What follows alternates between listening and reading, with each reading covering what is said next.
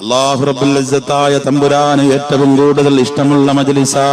ഈ മജ്ലിസിൽ ഇരുന്നും കൊണ്ട് ഒരാൾ മരിച്ചാൽ പോലും അവൻ സ്വർഗത്തിലാ. എന്റെ പ്രിയപ്പെട്ടവരെ, അത്രത്തോളം വല്ലാത്ത ഒരു മജ്ലിസാ.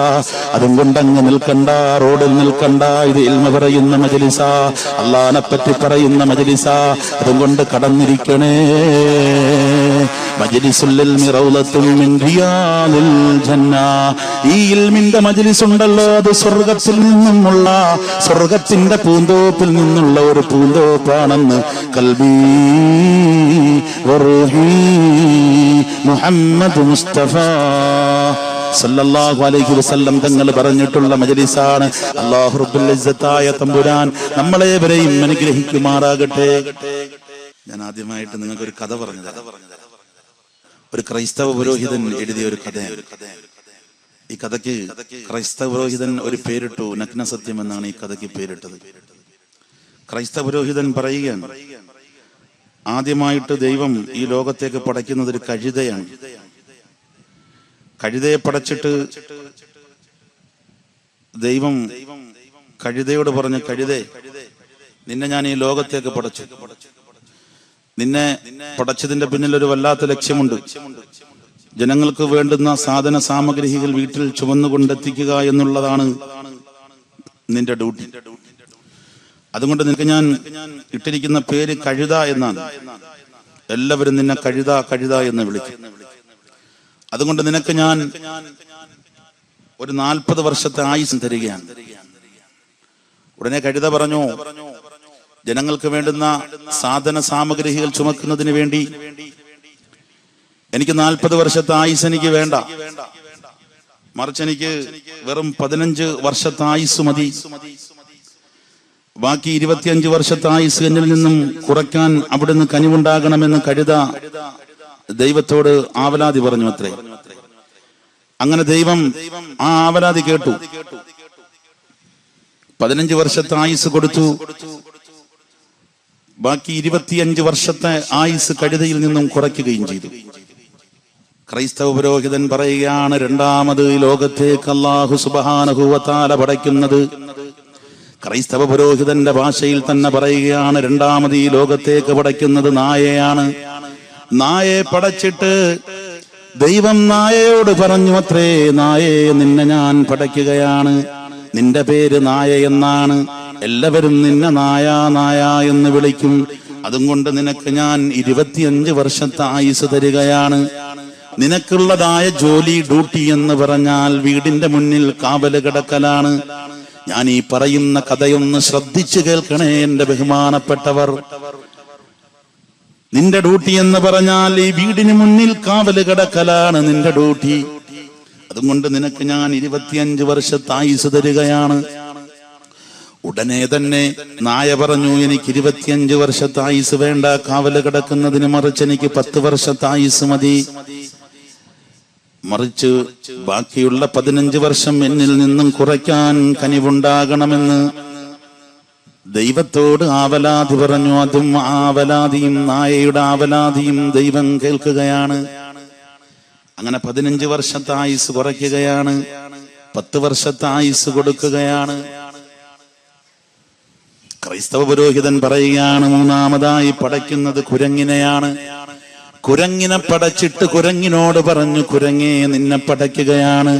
നിന്റെ പേര് കുരങ്ങെന്നാണ്. എല്ലാവരും നിന്നെ കുരങ്ങേ കുരങ്ങേ എന്ന് വിളിക്കും.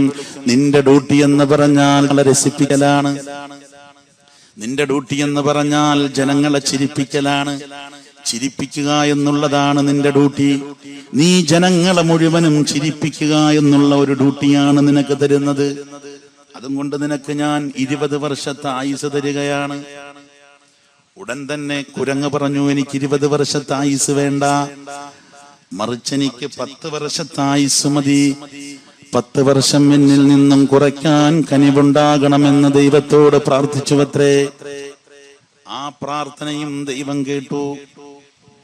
10 വർഷത്തെ ആയുസ് കുരങ്ങിന് കൊടുത്തു. 10 വർഷത്തെ ആയുസ് കുറയ്ക്കുകയും ചെയ്തു. ക്രൈസ്തവ പുരോഹിതൻ പറയുകയാണ്, നാലാമതായിട്ട് ഈ ദുനിയാവിലേക്ക് പടയ്ക്കുന്നത് മനുഷ്യനെയാണ്. മനുഷ്യനെ പടച്ചിട്ട് മനുഷ്യനോട് പറഞ്ഞു, മനുഷ്യ, നിന്നെ ഞാൻ ഈ ലോകത്തേക്ക് പടയ്ക്കുകയാണ്. നിന്നെ പടയ്ക്കുന്നത് വെറുതെയല്ല, ബുദ്ധിയുള്ളവനായിട്ടാണ് നിന്നെ പടയ്ക്കുന്നത്, ധർമ്മമുള്ളവനായിട്ടാണ് നിന്നെ പടയ്ക്കുന്നത്, വിവേകമായിട്ടാണ് നിന്നെ പടയ്ക്കുന്നത്. നിന്റെ പേരുണ്ടല്ലോ അൽ ഇൻസാൻ,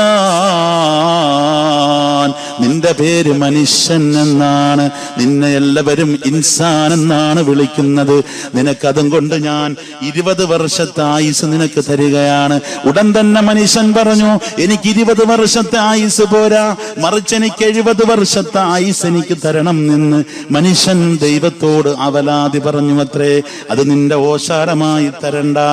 കഴുതയിൽ നിന്നും കുറച്ച 25 വർഷവും നായയിൽ നിന്നും കുറച്ച 15 വർഷവും കുരങ്ങിൽ നിന്നും കുറച്ച 10 വർഷവും ഇതെല്ലാം കൂടെ കൂട്ടുമ്പോൾ 50 വർഷമുണ്ട്.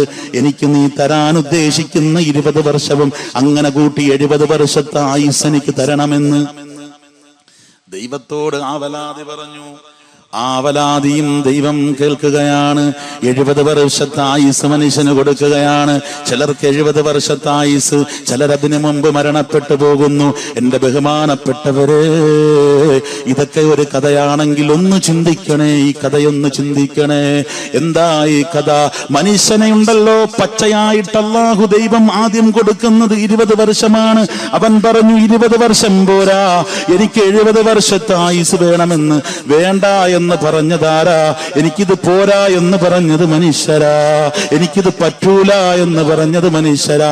ബാക്കിയുള്ള ജീവികൾ മുഴുവനും പറഞ്ഞത് ഇത് വേണ്ട, ഇത്രയും ആയുസ് വേണ്ട, ഇതിൽ നിന്നും ഒന്ന് കുറയ്ക്കണം എന്നാണ് പറഞ്ഞത്. മനുഷ്യൻ മാത്രമാ പറഞ്ഞത് ഇത്രയും ആയുസ് പോരാ, ഇത്രയും ആയുസ് വേണമെന്ന് പറഞ്ഞത്.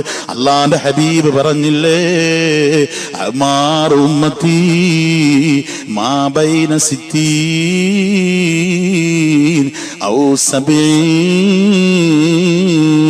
ഈ കഥയ്ക്ക് എന്തെങ്കിലും സത്യമുണ്ടെങ്കിൽ അള്ളാന്റെ ഹബീബ് പറഞ്ഞില്ലേ, എന്റെ ഉമ്മത്തിന്റെ ആയുസ് 70-ന്റെയും 60-ന്റെയും ഇടയിലാണ് എന്ന് അള്ളാന്റെ ഹബീബ് പറഞ്ഞെങ്കിൽ, എന്റെ ബഹുമാനപ്പെട്ടവരെ, ഈ കഥയിൽ ആദ്യം പറഞ്ഞത് കഴുതയുടെ കഥയാണ്, പിന്നെ പറഞ്ഞത് നായയുടെ കഥയാണ്, പിന്നെ പറഞ്ഞത് കുരങ്ങിന്റെ കഥയാണ്. ആദ്യം കഴുതയുടെ കഥ പറഞ്ഞു. എന്റെ പ്രിയപ്പെട്ട മനുഷ്യ, നീ ഒന്ന് ചിന്തിക്ക് എന്റെ മനുഷ്യ. കഴുതയെപ്പോലെ മനുഷ്യൻ പ്രഭാതം മുതൽ പ്രദോഷം വരെ പണിയെടുക്കുന്നു.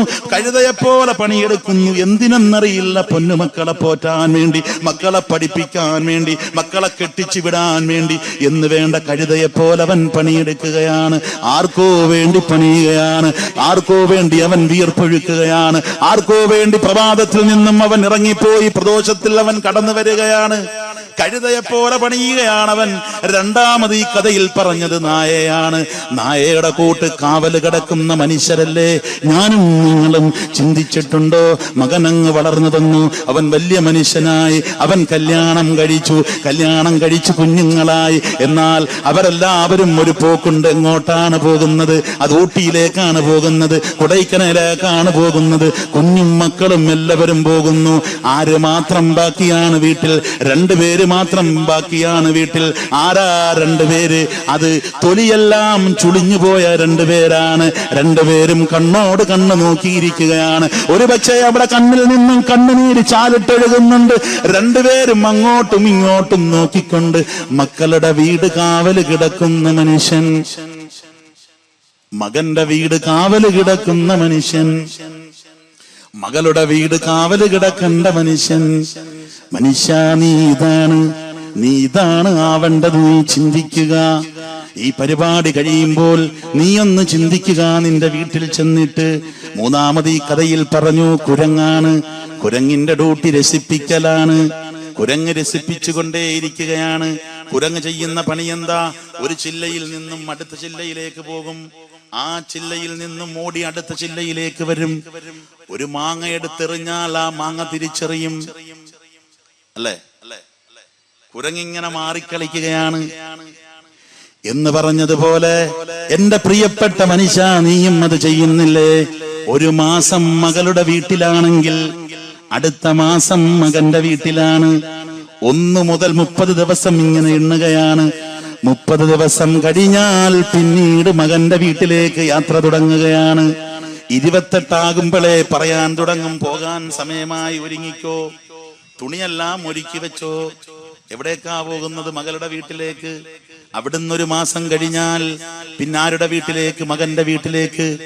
ഇങ്ങനെ ചില്ല കറങ്ങിക്കൊണ്ടിരിക്കുകയാണ്. ഈ ചില്ലയിൽ നിന്നും അടുത്ത ചില്ലയിലേക്ക്, ആ ചില്ലയിൽ നിന്നും അടുത്ത ചില്ലയിലേക്ക്. മാത്രമല്ല, കുരങ്ങിന്റെ മറ്റൊരു ജോലിയുണ്ട്, ചിരിപ്പിക്കുക എന്നുള്ളത്. കുഞ്ഞുമക്കൾ ഈ ചുളുങ്ങിയതായ തൊലിയുണ്ടല്ലോ, തൊലിയിൽ പിടിച്ചിട്ട് ഇങ്ങനെ ഞെവിടും. എന്നിട്ട് ഈ മനുഷ്യനെ ഒന്നിക്കലിടും, ഉപ്പുപ്പായ ഒന്നിക്കലിടും. പല്ലില്ലാത്ത ഉപ്പുപ്പ പൊട്ടിച്ചിരിക്കും. ഇത് കാണുമ്പോൾ ഈ കുഞ്ഞു മോന് ഭയങ്കര ഇഷ്ടമാണ്. വീണ്ടും തോളിലേക്ക് ചാടിക്കയറും. ആന കളിക്കാം, ആട് കളിക്കാം എന്നൊക്കെ പറഞ്ഞ് ഓടിക്കേറും. ഇങ്ങനെ കളിപ്പിക്കുന്ന ജോലിയാണ് മനുഷ്യ നിനക്ക്. നിന്റെ ജോലിയിൽ നിന്നും നീ ഒരിക്കലും മാറിപ്പോകാൻ കഴിയില്ല. നിന്റെ ജോലിയിൽ നിന്നും നീ ഒരിക്കലും ഈ ജോലി മതിയാക്കാൻ കഴിയില്ല. മതിയാക്കാൻ നിന്റെ കുഞ്ഞുമക്കൾ സമ്മതിക്കൂല. അവരിങ്ങനെ വന്നുകൊണ്ടിരിക്കും. ഒരു വശത്ത് ഇങ്ങനെ നിൽക്കും, അടുത്ത വശത്ത് നിൽക്കും. നീ അട്ടഹസിച്ച് ചിരിക്കും. ഇത് കാണുമ്പോൾ ഈ കുഞ്ഞുമക്കൾക്ക് വല്ലാത്ത ഒരു രസമാണ്. ഇത് കണ്ടിട്ടവരങ്ങ് ചിരിക്കുകയാണ്. എന്നാൽ എന്റെ ബഹുമാനപ്പെട്ട മുസ്ലിമേ, കഥ ഇങ്ങനെയാണെങ്കിൽ നീ ഒന്ന് ചിന്തിക്കണേ. അല്ല പറഞ്ഞില്ലേ, ഖുൽ യതവഫാകും മലക്കുൽ മൗത്തുല്ലദീ വുക്കില ബിക്കും സുമ്മ ഇലാ റബ്ബിക്കും തുർജഊൻ. എന്റെ ബഹുമാനപ്പെട്ടവരെ, എന്റെ ശബ്ദം ശ്രവിക്കുന്ന ഉമ്മതങ്ങന്മാരെ, ഒന്ന് ശ്രദ്ധിക്കണേ. അല്ല പറഞ്ഞില്ലേ, ഖുൽ നബിയേ അങ്ങ് പറഞ്ഞു കൊടുക്ക്, യതവഫാകും മലക്കുൽ മൗത്തുല്ലദീ വുക്കില ബിക്കും. നിന്റെ റൂഹ് പിടിക്കാൻ വരുന്ന ഒരു മലക്കുണ്ട്. ആ മലക്ക് അസ്റായീലാണ്. ആ അസ്റായീൽ വന്നിട്ട് നിന്റെ റൂഹ് പിടിക്കുന്ന ഒരു സന്ദർഭമുണ്ട്. യതവഫാകും മലക്കുൽ മൗത്തുല്ലദീ വുക്കില ബിക്കും സുമ്മ ഇലാ റബ്ബിക്കും തുർജഊൻ. പിന്നീട് നിന്നെയുണ്ടല്ലോ ആ റബ്ബിലേക്ക് നിന്നെ മടക്കുക തന്നെ ചെയ്യും. അങ്ങനെയുള്ള ഒരു രംഗമുണ്ടെന്ന് അങ്ങ് പറഞ്ഞു കൊടുത്തു നബിയേ എന്ന് അല്ലാഹു പറഞ്ഞില്ലേ. എന്റെ പ്രിയപ്പെട്ടവരെ, നീ ഇങ്ങനെ ചിന്തിക്കുകയാ, നീ ഇങ്ങനെ കറങ്ങുകയാ, നാടിന്റെ നാനാ ഭാഗങ്ങളിൽ നീ പോവുകയാ. നീ ആർക്കോ വേണ്ടി സമ്പത്തുണ്ടാക്കുകയാ, നീ റബ്ബർ എസ്റ്റേറ്റ് കച്ചവടം ചെയ്യുകയാ, നീ ഇതാ പലിശയ്ക്ക് വേണ്ടി പണം എടുക്കുകയാ. നീ എന്തിനോ വേണ്ടി നീ കഷ്ടപ്പെട്ട് ഈ ദുനിയാവിൽ സമ്പത്തുണ്ടാക്കുമ്പോൾ നിന്നോട് അല്ല പറയുന്ന ഒരു വല്ലാത്ത മെസ്സേജ് ഉണ്ട്. നീ മരിക്കുമെന്നാണ്. നീ മരിക്കുമെന്ന് നീ ചിന്തിച്ചിട്ടുണ്ടോ? ഒരു മനുഷ്യൻ ഒരു ദിവസം 20 പ്രാവശ്യം മരണത്തെപ്പറ്റി ചിന്തിക്കണമെന്നാണ്. ഇന്ന് എത്ര പ്രാവശ്യം മരണത്തെപ്പറ്റി ചിന്തിച്ചു? മരിക്കുമെന്ന് നീ ചിന്തിച്ചു? ഞാൻ മരിച്ചു പോകേണ്ടവനാണെന്ന് നീ ചിന്തിച്ചു? ഞാൻ മരിച്ച് എന്നെ ആരുടെ മണ്ണിലേക്ക് കൊണ്ടുവെക്കേണ്ടവനാണെന്ന് ചിന്തിച്ചോ? ഞാൻ മരിച്ചു പോകേണ്ടവനാ. എന്റെ ഈ മക്കളൊക്കെ യതീമക്കളാകുന്ന ഒരു രംഗമുണ്ട്. എന്റെ ഭാര്യ വിധവയാകുന്ന രംഗമുണ്ട്. എന്റെ പ്രിയപ്പെട്ടവരെല്ലാം എന്നിൽ നിന്നും അകന്നു പോകുന്ന ഒരു രംഗമുണ്ട്. ചിന്തിച്ചിട്ടുണ്ടോ എന്റെ പ്രിയപ്പെട്ട മുസ്ലിമേ? ചിന്തിച്ചിട്ടുണ്ടോ എന്റെ സഹോദരിമാരെ? നിങ്ങൾ ചിന്തിച്ചോ? ഇന്നലെ ചിന്തിച്ചോ? അല്ലെങ്കിൽ കഴിഞ്ഞ ദിവസം ചിന്തിച്ചോ? എപ്പോഴാ നിന്റെ റൂഹ് പിടിക്കുന്നതെന്ന് നീ ചിന്തിച്ചോ? അല്ല പറയുന്നു, നിന്റെ റൂഹ് പിടിക്കുക തന്നെ ചെയ്യും. നിന്നെ അസ്റായീൽ വന്ന് നിന്റെ റൂഹ് കൊണ്ടുപോവുക തന്നെ ചെയ്യും. അതിനെപ്പറ്റി നീ ചിന്തിച്ചിട്ടുണ്ടോ? എന്നാൽ എന്റെ പ്രിയപ്പെട്ടവരെ, ചിന്തിക്കണം മരണത്തെപ്പറ്റി നമ്മൾ അറിയണം. ഞാൻ മരിച്ചു പോകേണ്ടുന്നവനാണ്. റഹ്മാനായ റബ്ബേ, മരിക്കുന്ന സന്ദർഭം കലിമ ചൊല്ലി മരിക്കാനുള്ള തൗഫീഖ് നൽകണേ അല്ലാ. മരിക്കുന്ന സന്ദർഭം നെറ്റിത്തടം വിയർത്തൊലിച്ച് റബ്ബേ ലാ ഇലാഹ ഇല്ലല്ലാഹ് മുഹമ്മദുർ റസൂലുള്ളാഹ് എന്ന് പറഞ്ഞിട്ട് മരിക്കാൻ എന്റെ ബഹുമാനപ്പെട്ടവരെ, അല്ലാഹു റബ്ബുൽ ഇസ്സത്തായ തമ്പുരാൻ നമുക്കേവർക്കും തൗഫീഖ് ചെയ്യുമാറാകട്ടെ. അറിയില്ലേ, അൻബറാ ഇബ്നു ആസിബ് റളിയല്ലാഹു കുന്നാ മാ റസൂലില്ലാഹ് ഫീ ജനാസ. ബറാ ഇബ്നു ആസിബ് റളിയല്ലാഹു അൻഹുവിനെ തൊട്ട് റിപ്പോർട്ട് ചെയ്യുന്ന ഒരു ഹദീസിൽ കാണാം, ഞങ്ങൾ അല്ലാഹുവിന്റെ റസൂലിനോടൊപ്പം ഒരു ജനാസയിലായിരുന്നു. ജലസാലാ ശഫീദിൽ ഖബർ. അല്ലാഹുവിന്റെ റസൂലുണ്ടല്ലോ ഖബറിന്റെ അരികിൽ വന്നിരുന്നിട്ട് ഫബകാ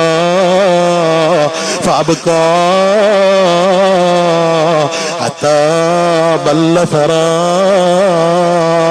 അല്ലാഹുവിന്റെ റസൂൽ അങ്ങ് പൊട്ടിക്കരയുക, അല്ലാഹുവിന്റെ റസൂൽ അങ്ങ് പൊട്ടിക്കരയുക. അവിടെ കൂടുമുണ്ടായിരുന്നതായ സ്വഹാബാക്കളെ ഉണ്ടല്ലോ അങ്ങ് പൊട്ടിക്കരയിപ്പിക്കുകയാ, പൊട്ടിക്കരയിപ്പിക്കുന്നു. അല്ലാഹുവിന്റെ റസൂൽ പൊട്ടിക്കരയുകയും ചെയ്യുന്നു. ഏതുവരെ? ഹത്താ ബല്ലസറ, മണ്ണുണ്ടല്ലോ മണ്ണ് നനയുന്നത് വരെ അല്ലാഹുവിന്റെ റസൂലിന്റെ കണ്ണിൽ നിന്നും കണ്ണുനീര് ചാലിട്ടൊഴുകുകയാണ്. ആ കണ്ണുനീര് ചാലിട്ടൊഴുകിയിട്ടുണ്ടല്ലോ അല്ലാഹുവിന്റെ ഹബീബിന്റെ മുന്നിലുണ്ടായിരുന്ന മണ്ണ് നനഞ്ഞു എന്ന് അല്ലാഹുവിന്റെ ഹബീബ് മുഹമ്മദ് മുസ്തഫ സല്ലല്ലാഹു അലൈഹി വസല്ലം തങ്ങൾ കരയിപ്പിച്ചിട്ട് അല്ലാഹുവിന്റെ റസൂൽ പറഞ്ഞില്ലേ, ثم قال يا إخواني فأعدوا لمثل هذا. ഈ കിടക്കുന്ന മയ്യത്ത് കണ്ടോ, ഈ മയ്യത്ത് കൂട്ട് നീയും മരിക്കേണ്ടവനാണ്. ഈ മയ്യത്ത് കിടക്കുന്നത് പോലെ നീയും ചലനമച്ച് കിടക്കുന്ന ഒരു ദിവസമുണ്ട്. നിന്റെ പ്രിയപ്പെട്ട സഹധർമ്മിണി കരയുന്ന ഒരു നിമിഷമുണ്ട്. നിന്റെ വീട്ടിലെ ഏറ്റവും പ്രധാനപ്പെട്ടവരാണ് മരിക്കുന്നത്. അവിടുത്തെ നെടുന്തൂണാണ് മരിക്കുന്നതെങ്കിൽ അവിടെ കൊണ്ടുവരേണ്ട ഭക്ഷണം കൊണ്ടുവരാ വേണ്ടി കഷ്ടപ്പെടേണ്ട മനുഷ്യരാണ് മരിക്കുന്നതെങ്കിൽ അവന്റെ മക്കളുണ്ട്, സഹധർമ്മിണിയുണ്ട്. അവൻ മരിക്കുന്ന സന്ദർഭത്തിൽ സർവരും നിന്ന് പൊട്ടിക്കരയുകയാണ്. പക്ഷേ അവൻ ഒരിക്കലും തിരിച്ചു വരൂല, ഒരിക്കലും തിരിച്ചു വരൂല. ഇനി എത്ര കരഞ്ഞാലും എത്ര നിലവിളിച്ചാലും അവൻ തിരിച്ചു വരൂല. തിരിച്ചു വരാത്ത ഒരു മടക്കയാത്രയല്ലേ, പൊതിഞ്ഞുകൊണ്ട് മയ്യത്ത് പൊതിഞ്ഞുകൊണ്ട് പോകുന്ന ഒരവസ്ഥയില്ലേ. നിന്റെ പ്രിയപ്പെട്ട പെങ്ങള്, നിന്റെ പ്രിയപ്പെട്ട ഭർത്താവ് അങ്ങ് മരിച്ചു എന്ന് വിചാരിക്കുക. നിന്റെ പ്രിയപ്പെട്ട ഭർത്താവ് അങ്ങ് മരിച്ചാൽ നീ അങ്ങ് പൊട്ടിക്കരയില്ലേ? എനിക്കിനി ആര് എന്ന് ഓർത്തുകൊണ്ട് നീ പൊട്ടിക്കരയില്ലേ? പക്ഷേ ഈ പ്രിയപ്പെട്ട ഭർത്താവിന് ഒരിക്കലും തിരിച്ചു വരൂല. ഈ ഭർത്താവിന് ഒരിക്കലും ഒരിക്കലും തിരിച്ചു വരൂല. അവരുടെ മക്കളുണ്ടെങ്കിൽ പൊന്നുമക്കൾ കിടന്ന് പൊട്ടിക്കരയുന്നില്ലേ? ഈ വിനീതനടുത്തൊരു മയ്യത്തിന് പങ്കെടുത്തു. അല്ലാഹുവേ, റഹ്മാനായ റബ്ബേ, പറക്കമുറ്റാത്ത മക്കൾ ഞങ്ങളിലുള്ളപ്പോൾ ഞങ്ങളുടെ റൂഹ് പിടിക്കല്ലേ റഹ്മാനേ. ഈ അടുത്ത് ഈ വിനീതൻ ഒരു മയ്യത്തിന് ആലപ്പുഴയിൽ പങ്കെടുത്തു. ആലപ്പുഴയിൽ പങ്കെടുത്തു മരിച്ചതോ ഒരു ചെറുപ്പക്കാരനാണ്. ചെറുപ്പക്കാരൻ മരിച്ചു കിടക്കുന്നു.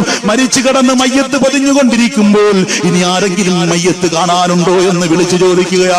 ആരെങ്കിലും ഈ മയ്യത്തിന് ദർശിക്കാനുണ്ടോ എന്ന് വിളിച്ചു വിളിച്ചു ചോദിക്കുന്നു. വിളിച്ചു ചോദിക്കുമ്പോൾ വെച്ച് വെച്ച് 3 മക്കൾ വരികയാ. 3 മക്കൾ ഇതാ അടുത്തേക്ക് വരികയാ. എങ്ങനത്തെ മക്കളെന്നറിയോ? 10ഉം 9ഉം 7ഉം വയസ്സുള്ള മക്കളാ അടുത്തേക്ക് വരുന്നത്. അവർ ഈ മയ്യത്തങ്ങ് കണ്ടപ്പോൾ, ഈ മയ്യത്തിനെ കണ്ടപ്പോൾ, പ്രിയപ്പെട്ട പിതാവിനെ കണ്ടപ്പോൾ അടുത്ത് വന്നിട്ട് ഈ ഉപ്പായ കെട്ടിപ്പിടിച്ചിട്ടങ്ങ് കരയുക. ഉപ്പായ കെട്ടിപ്പിടിച്ചിട്ടങ്ങ് കരയുമ്പോൾ കണ്ണിൽ നിന്നും കണ്ണുനീരുതിർന്നു വീഴുന്നു. ആരാ? അല്ലാഹ്. ഈ പ്രിയപ്പെട്ട പിതാവിന്റെ മുഖത്തേക്ക് കണ്ണുനീര് ചാരിട്ടൊഴുകുകയാ. ഈ കണ്ണുനീര് വീഴുമ്പോൾ അവിടെ കൂടിയ സർവരും കരയുകയാ. ഇനി ആരാ ഈ മക്കൾക്കുള്ളത്? ഈ മക്കൾ യതീമക്കളാവുകയാ, ഭാര്യ വിധവയാകുകയാ. ഒരു വീട്ടിലെ ഗൃഹനാഥൻ മരിച്ചു എന്ന് വെച്ചാൽ ആ പെണ്ണിനെ സംബന്ധിച്ചിടത്തോളം, ഭാര്യയെ സംബന്ധിച്ചിടത്തോളം, സഹധർമ്മിണിയെ സംബന്ധിച്ചിടത്തോളം അവളുടെ നട്ടെല്ല് പൊട്ടിയതിന് തുല്യമാ, തുല്യമാ, തുല്യമാ. ആർക്കൊക്കെ എന്തൊക്കെ വിഷമമുണ്ടായാലും പ്രിയപ്പെട്ട സൈനുദ്ദീൻ മരിച്ചു എന്ന് കേട്ടാൽ ആ പെണ്ണിനെത്രയോ വിഷമമാ. ഷമീർ മരിച്ചു എന്ന് കേട്ടാൽ ആ പെണ്ണിനെത്രയോ വിഷമമാ. ഏത് പെണ്ണാ സഹിക്കുക? അവളുടെ നട്ടെല്ല് പൊട്ടിയതിന് തുല്യമല്ലേ? മരിക്കുമ്പോൾ ഭാര്യ വിധവയാകുന്നു, മക്കൾ യതീമക്കളാകുന്നു. അങ്ങനത്തെ ഒരു സുദിനം നിങ്ങളിൽ ഉണ്ടാവില്ലേ? അല്ലാഹുവിന്റെ ഹബീബ് പറയുന്നു, ഈ ജനാസയെ ചൂണ്ടിയിട്ട് പൊട്ടി പൊട്ടി കരയുന്നു ഹബീബ്. ഇതുപോലത്തെ ഒരു രംഗം എന്നിലും വരും, നിങ്ങളിലും വരും, ഈ കാണുന്ന സർവ്വ മനുഷ്യരിലും വരുമെന്ന് അല്ലാഹു ഓർമ്മപ്പെടുത്തുമ്പോൾ, അല്ലാഹുവിന്റെ ഹബീബ് ഓർമ്മപ്പെടുത്തുമ്പോൾ, നീ മരിക്കില്ലേ പ്രിയപ്പെട്ടവരെ? നീ മരിക്കില്ലേ എന്റെ ചെറുപ്പക്കാരാ, ചെറുപ്പക്കാരാ? എന്തൊക്കെ പരിപാടി നീ നടത്തിയാലും അത് റബ്ബിന്റെ പ്രീതിക്ക് വേണ്ടിയാകുമ്പോൾ, അല്ലാഹുവിന്റെ പൊരുത്തത്തിന് വേണ്ടിയാകുമ്പോൾ, പൊന്നുമോനെ, പടച്ചവന്റെ പ്രീതിക്ക് വേണ്ടിയാ നീ ചെയ്തതെങ്കിൽ, അല്ലാഹുവിന്റെ പ്രീതിക്ക് വേണ്ടിയാ നീ ചെയ്തതെങ്കിൽ, അല്ലാഹുവിന്റെ പൊരുത്തത്തിന് വേണ്ടിയാ നീ ചെയ്തതെങ്കിൽ നിന്റെ ഭാഗം സ്വർഗമല്ലേ? ഈ നാട്ടിലെ ചെറുപ്പക്കാരെ, ഇതിന്റെ സംഘാടകരെ അല്ലാഹുവിന്റെ പ്രീതിക്ക് വേണ്ടി ഒഴുകുന്ന മക്കളാക്കി മാറ്റുമാറാകട്ടെ. എന്നാൽ മരണം നിന്നിലേക്ക് വരും, അസ്രായീൽ നിന്റെ അരികിലേക്ക് വരും. നിന്റെ അരികിലേക്ക് വന്ന് നിന്നെയും പിടിച്ചു കൊണ്ടുപോകുന്ന ഒരു രംഗമുണ്ട്. ഇതാ പള്ളിയിൽ നിന്നും മുഅദ്ദിൻ സാഹിബ് വിളിച്ചു പറയും, എന്തേ? ഇന്നാ ലില്ലാഹ് വ ഇന്നാ ഇലൈഹി റാജിഊൻ.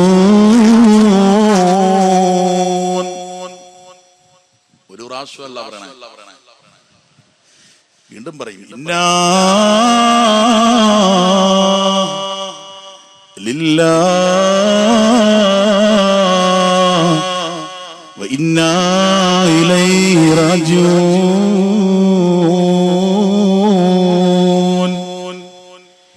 ഇന്നാ ലില്ലാഹി വ ഇന്നാ ഇലൈഹി റാജിഊൻ.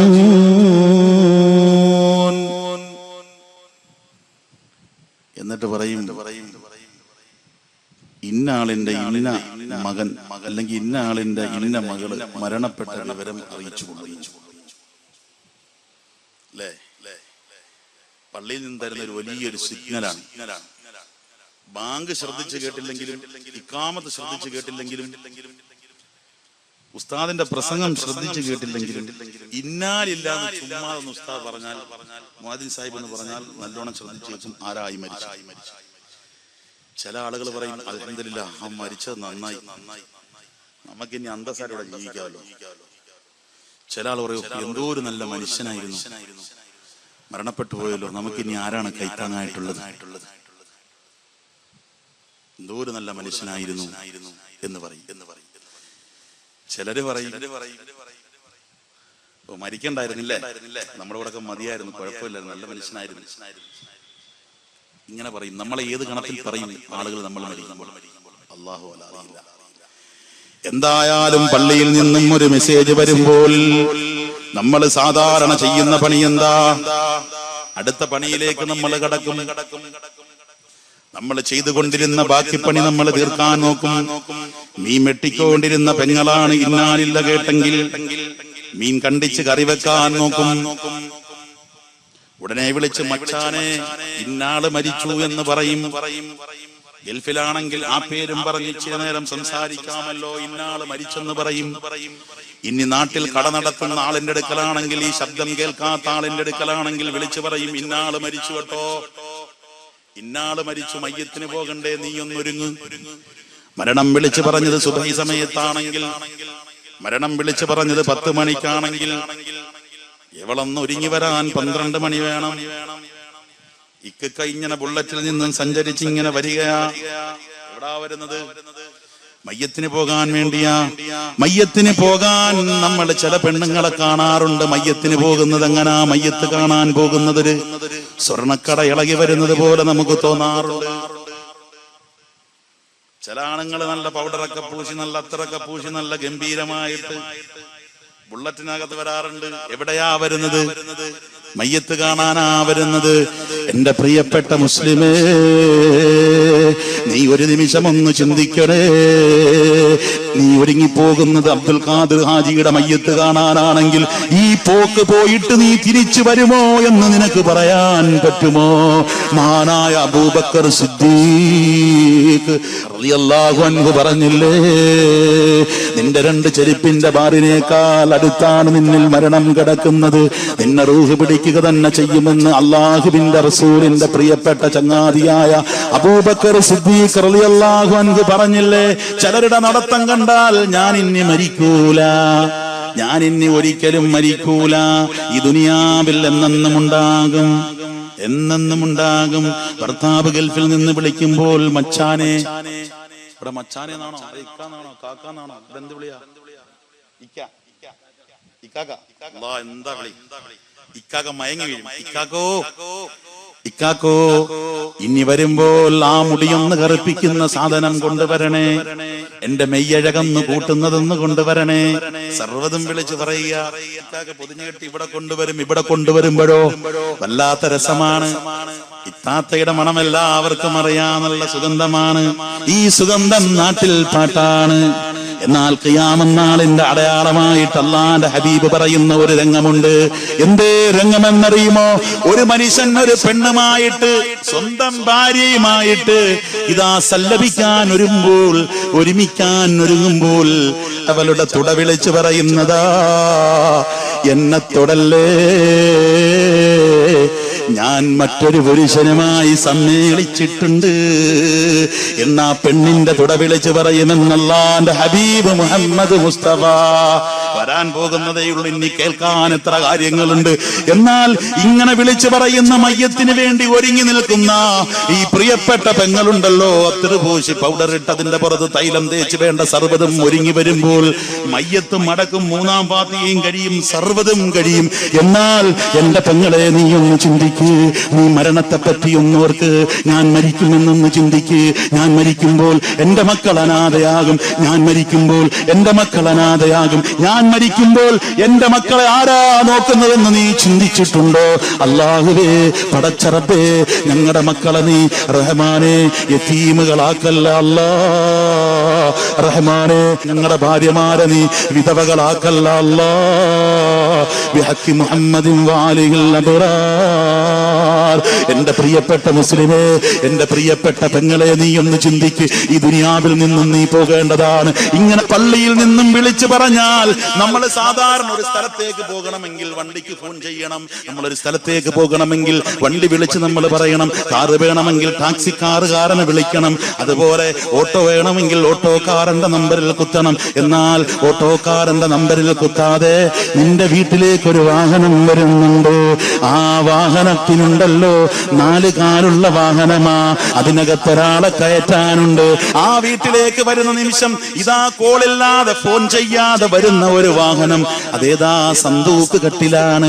സന്തൂക്ക് കട്ടിൽ നിന്റെ വീട്ടിലേക്ക് വരും. എന്റെ പ്രിയപ്പെട്ട മുസ്ലിമേ, നീ ഒന്ന് ചിന്തിക്കുക. നിന്നെ മയ്യത്ത് കുളിപ്പിക്കും. നിന്നെ മയ്യത്ത് കുളിപ്പിച്ചിട്ട് വെള്ളയിൽ പൊതിഞ്ഞു നിന്നെ ഇതാ സന്തൂക്കിൽ വെക്കും. സന്തൂക്കിൽ വെച്ചിട്ടുണ്ടല്ലോ, ഇതിനകത്ത് ഇങ്ങനെ കൊണ്ടുപോകും. സന്തൂക്ക് കട്ടിലെന്ന് പറഞ്ഞ സുന്ദരമായ വാഹനം. ആ വാഹനത്തിലൊന്ന് തിരിയാനോ കഴിയില്ല. ഞാൻ വന്ന വാഹനത്തിലൊന്ന് തിരിയാൻ പറ്റും. ഞാൻ വന്ന വാഹനത്തിലൊന്ന് ചാരിയിരിക്കാൻ പറ്റും. ഈ വാഹനത്തിൽ ചാരാൻ കഴിയില്ല.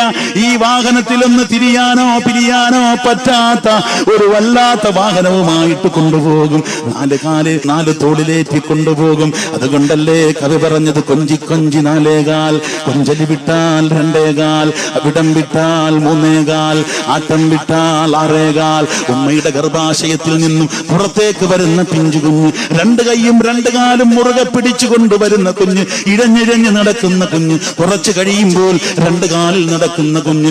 ആ കുറച്ചു നാൾ കഴിയുമ്പോൾ 2 കാലിൽ നടന്നിട്ട് ആ 2 കാലിന്റെ ബാലൻസ് തെറ്റുമ്പോൾ കൊഞ്ചി കൊഞ്ചി 4 കാൽ, കൊഞ്ചലി വിട്ടാൽ 2 കാൽ, അവിടം വിട്ടാൽ 3 കാൽ. ഇനി നടക്കണമെങ്കിൽ, ഈ കാല് കൊണ്ട് ഇനി ഒന്ന് നടക്കണമെങ്കിൽ എന്ത് വേണം? ഒരു വടി വേണം. ഒരു വടിയില്ലാതെ നടക്കാൻ കഴിയില്ല.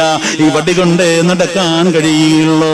അവിടം കഴിഞ്ഞാൽ ആട്ടം വിട്ടാൽ 6 കാൽ. ഈ ദുനിയാവ് മുഴുവനും സഞ്ചരിച്ചു. ഈ ദുനിയാവിൽ ഭാര്യ പറഞ്ഞത് സർവ്വതും നീ വാങ്ങിച്ചു കൊടുത്തില്ലേ ചെറുപ്പക്കാരാ?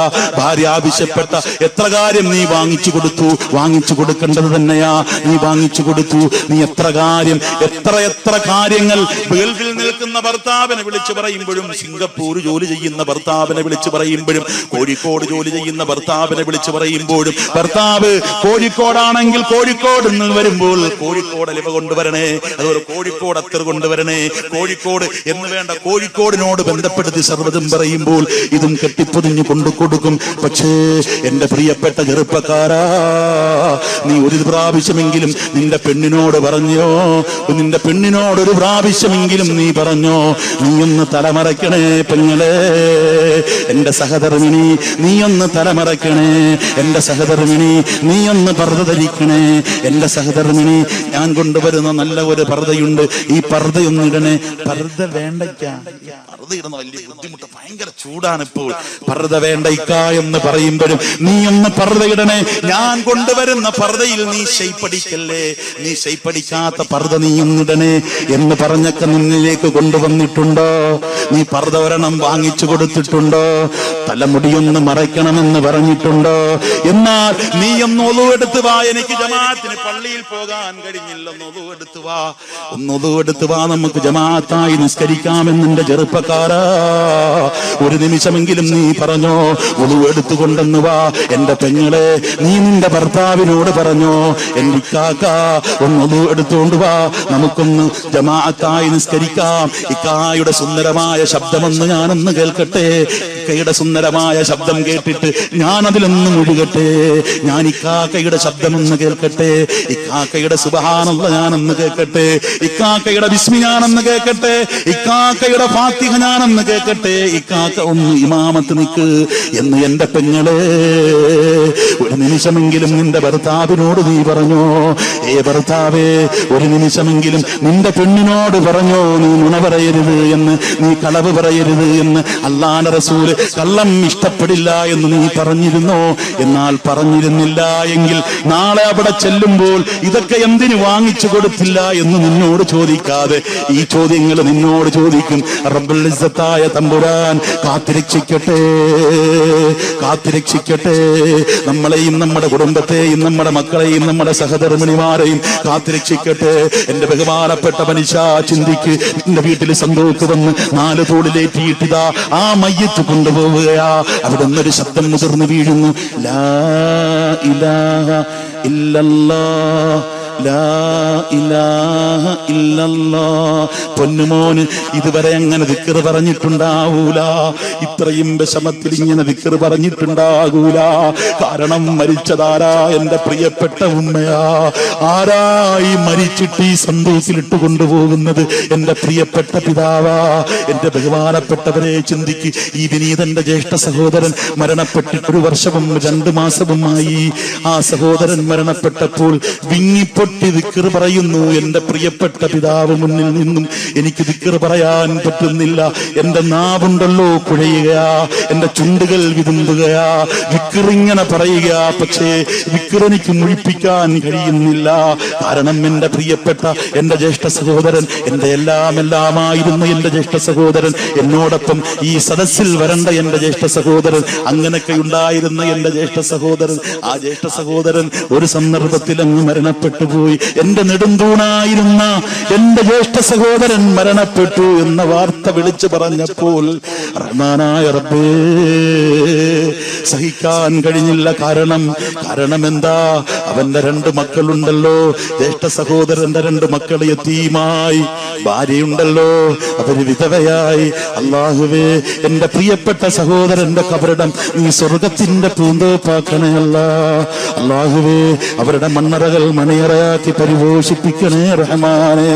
എന്റെ ബഹുമാനപ്പെട്ടവരെ, അങ്ങനെ നിന്നെ സന്തൂക്കിലിട്ട് 4 തോളിലേറ്റ് നിന്നെ കൊണ്ടുപോയി ലാ ഇലാഹ ഇല്ലല്ലാഹ് പറഞ്ഞ് പള്ളിയിലേക്ക് കൊണ്ടുവച്ച് മയ്യത്തുണ്ടല്ലോ, മയ്യത്തടക്കാൻ വേണ്ടി 6 അടി മണ്ണിലേക്ക് നിന്നെ കൊണ്ടുപോകുന്ന ഒരു രംഗമുണ്ട്. നീ ചിന്തിച്ചിട്ടുണ്ടോ? ഒരു രംഗം തൽക്കീൻ ഓതാൻ പോകുന്നതിന് മുമ്പ് തസ്ബീത്ത് പറഞ്ഞു കൊടുക്കുന്ന ഒരു രംഗമുണ്ട്. ഇതാ ഖബറിന്റെ അരികിൽ നിൽക്കുന്ന, ചാരത്ത് നിൽക്കുന്നവര് തസ്ബീത്ത് ഏറ്റു പറയുന്നു. ഒരു സംഘം ആളുകൾ ഭാഗ്യക്കുറിയെ പറ്റി പറയുന്നു, ഒരു സംഘം ആളുകൾ പലിശയെ പറ്റി പറയുന്നു, ഒരു സംഘം ആളുകൾ ഇയാളെ പറ്റി ഈബത്ത് പറയുന്നു, ഒരു സംഘം ആളുകൾ ഇയാളെ പറ്റി നമീമത്ത് പറയുന്നു. അങ്ങനത്തെ ഒരു സന്ദർഭമുണ്ട്. ആ സന്ദർഭത്തിലുണ്ടല്ലോ ആ ഖബറാ മനുഷ്യനോട് വിളിച്ചു പറയുന്ന ഒരു രംഗമുണ്ട്. ആ ഖബറാ മനുഷ്യനോട് വിളിച്ചു പറയുന്ന രംഗമുണ്ട്. ഖബറെന്താ വിളിച്ചു പറയുന്നതെന്നറിയോ? അൻജാബിരിൻ റളിയല്ലാഹു ഇന്നലിൽ ഖബരി ലിസാനാ യൻദികു ബിഹി യഖൂലു യബ്ന ആദം കൈഫ നസീതനി അലം തഅലം അന്നി ബൈത്തുൽ വഹ്ശാ ഫബൈത്തുൽ ലീക്. ഖബർ വിളിച്ചു പറയുന്ന ഒരു രംഗമുണ്ട്. ജാബിർ റളിയല്ലാഹു അൻഹുവിനെ തൊട്ട് റിപ്പോർട്ട് ചെയ്യുന്ന ഹദീസാണ്. ജാബിർ റളിയല്ലാഹു അൻഹു പറയുക, ഇന്നലിൽ ഖബരി ലിസാന, ഖബറിനൊരു നാവുണ്ട്, ഖബറിനൊരു സംസാര ശേഷിയുണ്ട്. ഈ കൊണ്ടുവെക്കുന്ന മയ്യത്തിനോട് ഖബർ വല്ലാതെ അങ്ങ് സംസാരിക്കുന്നുണ്ട്. എന്റെ പ്രിയപ്പെട്ട മനുഷ്യ, നീയൊന്ന് ശ്രദ്ധിച്ചു കേൾക്കണേ. ഈ മയ്യത്തങ്ങ് കൊണ്ടുവെച്ച് കഴിയുമ്പോൾ ഖബറിലേക്ക് അടക്കി പിരിയുന്നതിന് മുന്നോടിയായി ഖബറിതാ സംസാരിക്കുന്നു ഈ മനുഷ്യനോട്. എന്താ സംസാരിക്കുന്നതെന്നറിയോ? എന്താ ഖബർ സംസാരിക്കുന്നതെന്നറിയുമോ?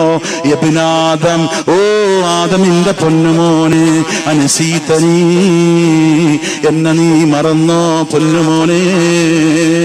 അലം തഅലമീ, നിനക്കറിയില്ലയോ? എന്നെ നിനക്കറിയില്ലയോ? എന്നെ നിനക്കറിയില്ലയോ? ആരാ വിളിച്ചു പറയുന്നത്?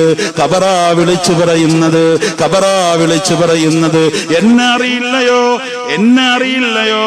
അന്നീ ബൈത്തുൽ വഹ്ശാ, ഞാൻ കാടിന്റെ വീടാണ്, ഞാൻ കാടിന്റെ വീടാണ്. വന്നീ ബൈത്തുൽ ഉർബ, ഞാൻ ഏകാന്തതയുടെ വീടാണ്. ഞാൻ പരദേശിയുടെ വീടാണ്. നീ ദുനിയാവിൽ വെച്ച് വിധവകളെ സംരക്ഷിച്ച മനുഷ്യനായിരുന്നെങ്കിൽ, നീ ദുനിയാവിൽ വെച്ച് യതീമക്കളെ തലോടിയ മനുഷ്യനായിരുന്നെങ്കിൽ, അല്ലാഹു റബ്ബുൽ ഇസ്സത്തായ തമ്പുരാന്റെ ഹബീബുമായിട്ട് ബന്ധമുണ്ടായ സഹോദരനായിരുന്നെങ്കിൽ, ആ ഖബർ വിളിച്ചു പറയുന്നത് എന്തേ? ഫൈൻ കുന്ത ഫീ ഹയാതിക മുതിയാ ഫഖുൽതുൽ യൗം അലൈക റഹ്മാ. ഇന്നേ ദിവസം ആ ഖബറിനോട് ഞാൻ പറയും, എന്തേ? റഹ്മത്ത് ചൊരിക്കണേ അല്ലാ, ഈ മനുഷ്യന് റഹ്മത്ത് ചൊരിക്കണേ അല്ലാ, ഈ പ്രിയപ്പെട്ട പെങ്ങൾക്ക് റഹ്മത്ത് ചൊരിക്കണേ അല്ലാ. ഫൈൻ കുന്ത ഫീ ഹയാതിക ആസിയാ, നീ ദുനിയാവിൽ വെച്ച് പാപിയായിരുന്നെങ്കിൽ, നീ ദുനിയാവിൽ വെച്ച് പാപം ചെയ്തവനായിരുന്നെങ്കിൽ, നീ ദുനിയാവിൽ വെച്ച് പടച്ചവനെ വഴിപ്പെടാത്തവനായിരുന്നെങ്കിൽ, നീ ദുനിയാവിൽ വെച്ച് അള്ളാഹുവുമായിട്ട് പുലബന്ധമുണ്ടായിരുന്നവനല്ലായിരുന്നെങ്കിൽ, നീ ദുനിയാവിൽ വെച്ച് ശഅബാൻ മാസത്തിലാ നമ്മളുള്ളത്. ശഅബാൻ മാസം എത്ര കടന്നു വന്നു, എത്ര റജബ് കടന്നു വന്നു, എത്ര റമദാൻ കടന്നു വന്നു. ഈ റമദാനും ശഅബാനും ഒക്കെ കടന്നു വന്നിട്ട് ഈ ശഅബാനെയും റമദാനെയും ഒക്കെ നീ പുറങ്കാല് കൊണ്ട് തെള്ളിയടിച്ചവനാണെങ്കിൽ, ഞാൻ ഇന്നേ ദിവസം ഈ ഖബറിനോട് പറയുന്നത് എന്തെന്നറിയോ? റഹ്മാനായ റബ്ബേ, ഇവന് നീ റഹ്മത്ത് ചൊരിക്കല്ലേ അല്ലാ, ഇവന് നീ യാതൊരുവിധ അനുഗ്രഹവും ചൊരിക്കല്ലേ റഹ്മാനെ. ഖബർ പിന്നെയും പറയുന്നത് എന്തെന്നറിയുമോ? അന ബൈത്തുല്ലദീ ദഖലനീ മുതിആ ഖറജ മഫ്റൂഹാ. പടച്ചറബിനെ പേടിച്ച് ഭയന്നുകൊണ്ട് എന്നിലേക്ക് കടന്നവനുണ്ടല്ലോ, അവൻ ഈ ഖബറിൽ നിന്നും പുറപ്പെട്ടു പോകുന്നത് സന്തോഷവാനായിട്ടാ പുറത്തു പോകുന്നത്, സുന്ദരനായിട്ടാ തിരിച്ചു പോകുന്നത്. അതല്ല ഈ ദുനിയാവിൽ ആസിയാ, ഇനി ഒരു മനുഷ്യൻ പാപത്തിൽ കുളിർന്നതായിട്ടാണ് ഈ ഖബറിലേക്ക് എത്തിയതെങ്കിൽ, ഈ ഖബറിലേക്ക് വന്നത് കള്ളുകുടിച്ചു വണ്ടി ഓടിച്ചു പോയപ്പോൾ മരണപ്പെട്ടവനായിട്ടാണെങ്കിൽ, ഈ ദുനിയാവിൽ വെച്ചിട്ട് റബ്ബുമായിട്ട് അടുപ്പമില്ലാത്തവനായിട്ടാണ് ഈ ഖബറിലേക്ക് കടന്നു വന്നതെങ്കിൽ, എന്റെ പ്രിയപ്പെട്ട മുസ്ലിമേ, ആ ഖബർ പറയുന്ന വിഷയം എന്താ? അല്ലാഹുവിനോട് പറയുന്നത് എന്താ? പടച്ചവനെ എവനെ ശിക്ഷിക്കണേ, എവനെ ശിക്ഷിക്കണേ എന്ന് മാത്രമല്ല ഖറജ മിന്നീ സുബൂറാ. പാപിയായിട്ട് കടന്നു വന്നവൻ ദോഷിയായിട്ട് തന്നെയാ മടങ്ങിപ്പോകുന്നത്. അങ്ങനത്തെ ഒരവസ്ഥയുണ്ട്, ഖബറിലേക്ക് കൊണ്ടുവെക്കുന്ന ഒരവസ്ഥയുണ്ട്. ആ ഖബറിന്റെ 6 അടി മണ്ണിലേക്ക് കൊണ്ടുവെക്കുന്ന ഒരു നിമിഷമുണ്ട്. റഹ്മാനായ റബ്ബേ, ഈ വിനീതനെയും കൊണ്ടുവെക്കും, നിങ്ങളെയും കൊണ്ടുവെക്കുന്ന ഒരവസ്ഥയുണ്ട്. റഹ്മാനെ, നല്ല നിലയിൽ നിന്നും ഖബറിൽ നിന്നും രക്ഷപ്പെടാൻ, ചോദ്യത്തിന് മറുപടി കൊടുക്കാൻ, ഖബറിന്റെ ഉള്ളറയിൽ രക്ഷപ്പെടാൻ, ഖബറിന്റെ ഉള്ളിൽ വെളിച്ചമുണ്ടാകാൻ, അല്ലാഹുവേ നീയുമായിട്ടടുക്കുന്ന ഒരു ജീവിതം ഞങ്ങൾക്ക് തരണേ റഹ്മാനെ. നീയുമായിട്ട് ആത്മബന്ധമുള്ള ഒരു ജീവിതം ഞങ്ങൾക്ക് തരണേ റഹ്മാനെ. അല്ലാഹു റബ്ബുൽ ഇസ്സത്തായ തമ്പുരാൻ നമ്മളേവരെയും കാത്തുരക്ഷിക്കുമാറാകട്ടെ. ഈ കാണുന്ന സ്വത്തുക്കളും ഈ കാണുന്ന ആഡംബര ജീവിതങ്ങളെല്ലാം ഒഴിഞ്ഞിട്ട് 3 കഷണം വെള്ളയിൽ പൊതിഞ്ഞു കൊണ്ടുപോകുന്ന ഒരു നിമിഷമുണ്ട്. മുഅ്മിനെ സംബന്ധിച്ചിടത്തോളം സുന്ദരമായ നിമിഷമാണ്. എന്നാൽ ഒരു ദോഷിയെ സംബന്ധിച്ചിടത്തോളം ആ ദിവസം വളരെ അവന് വെറുപ്പുണ്ടാകുന്ന ഒരു ദിവസമാണ്. എന്തായാലും ഈ ദുനിയാവിൽ 3 കഷണം വെള്ളയിൽ പൊതിഞ്ഞു പോകുന്ന ഒരവസ്ഥ ഉണ്ടെന്നുള്ള കാര്യം ഉറപ്പ് തന്നെയാണ്. എന്നാൽ എന്റെ ബഹുമാനപ്പെട്ടവർ ചിന്തിക്കുക, ഖബറിൽ കൊണ്ടുവെക്കുന്ന സന്ദർഭത്തിൽ ഒരു വല്ലാത്ത ഞെരുക്കമുണ്ട്. ഖബറിൽ ഞെരുക്കാത്ത ആരും തന്നെ ഇല്ല. എല്ലാവരുടെയും ഖബർ ഞെരുക്കുന്ന, എത്രക്കെ ഇനി വലിയ ഗോത്രത്തിൽപ്പെട്ടവനാണെങ്കിലും, എത്ര വലിയ പോലീശുള്ളവരാണെങ്കിലും ഖബറിന്റെ ഡ്യൂട്ടി സാധാരണ ചെയ്യുന്നുണ്ട്. അതുകൊണ്ട് ഖബറിന്റെ ഞെരുക്കം ഉണ്ട്, ഖബറിൽ ഇടുക്കമുണ്ട്. ഖബറിന്റെ ഞെരുക്കത്തെ പറ്റി പറയണോ? ജസ്റ്റ് ചോദിക്കുക, ഖബറിന്റെ ഞെരുക്കത്തെ പറ്റി പറയണോ? ഉറക്കം ആരെങ്കിലും വരുന്നുണ്ടോ? ഖബറിന്റെ ഞെരുക്കത്തെ പറ്റി പറയണോ? പറയണോ? കൈവക്കി. ഖബറിന്റെ ഞെരുക്കത്തെ പറ്റി പറയണോ?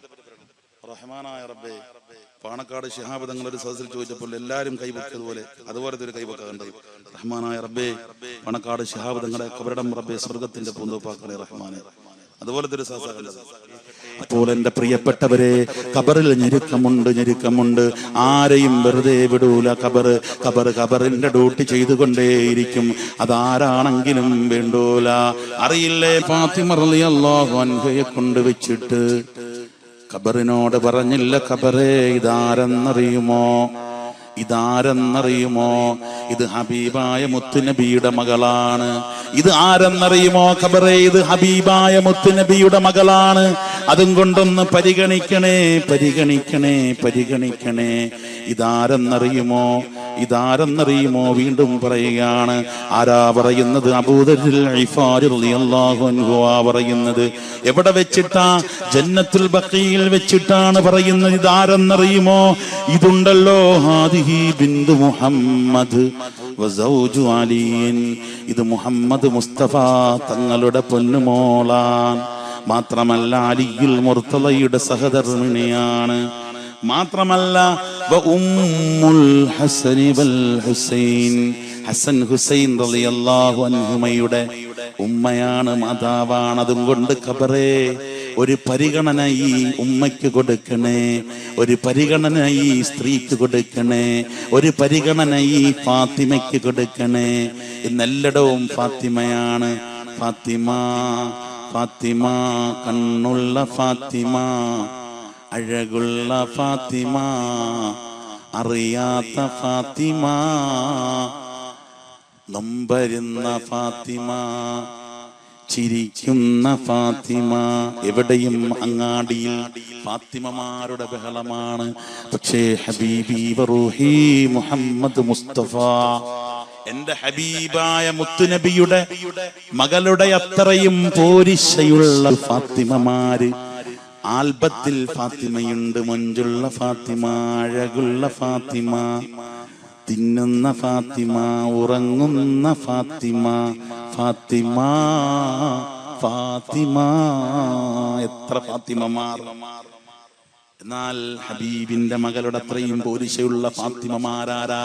അതും കൊണ്ടാണ് അബൂദർ ഗിഫാരി റളിയല്ലാഹു അൻഹു പറയുന്നത്. എന്തേ?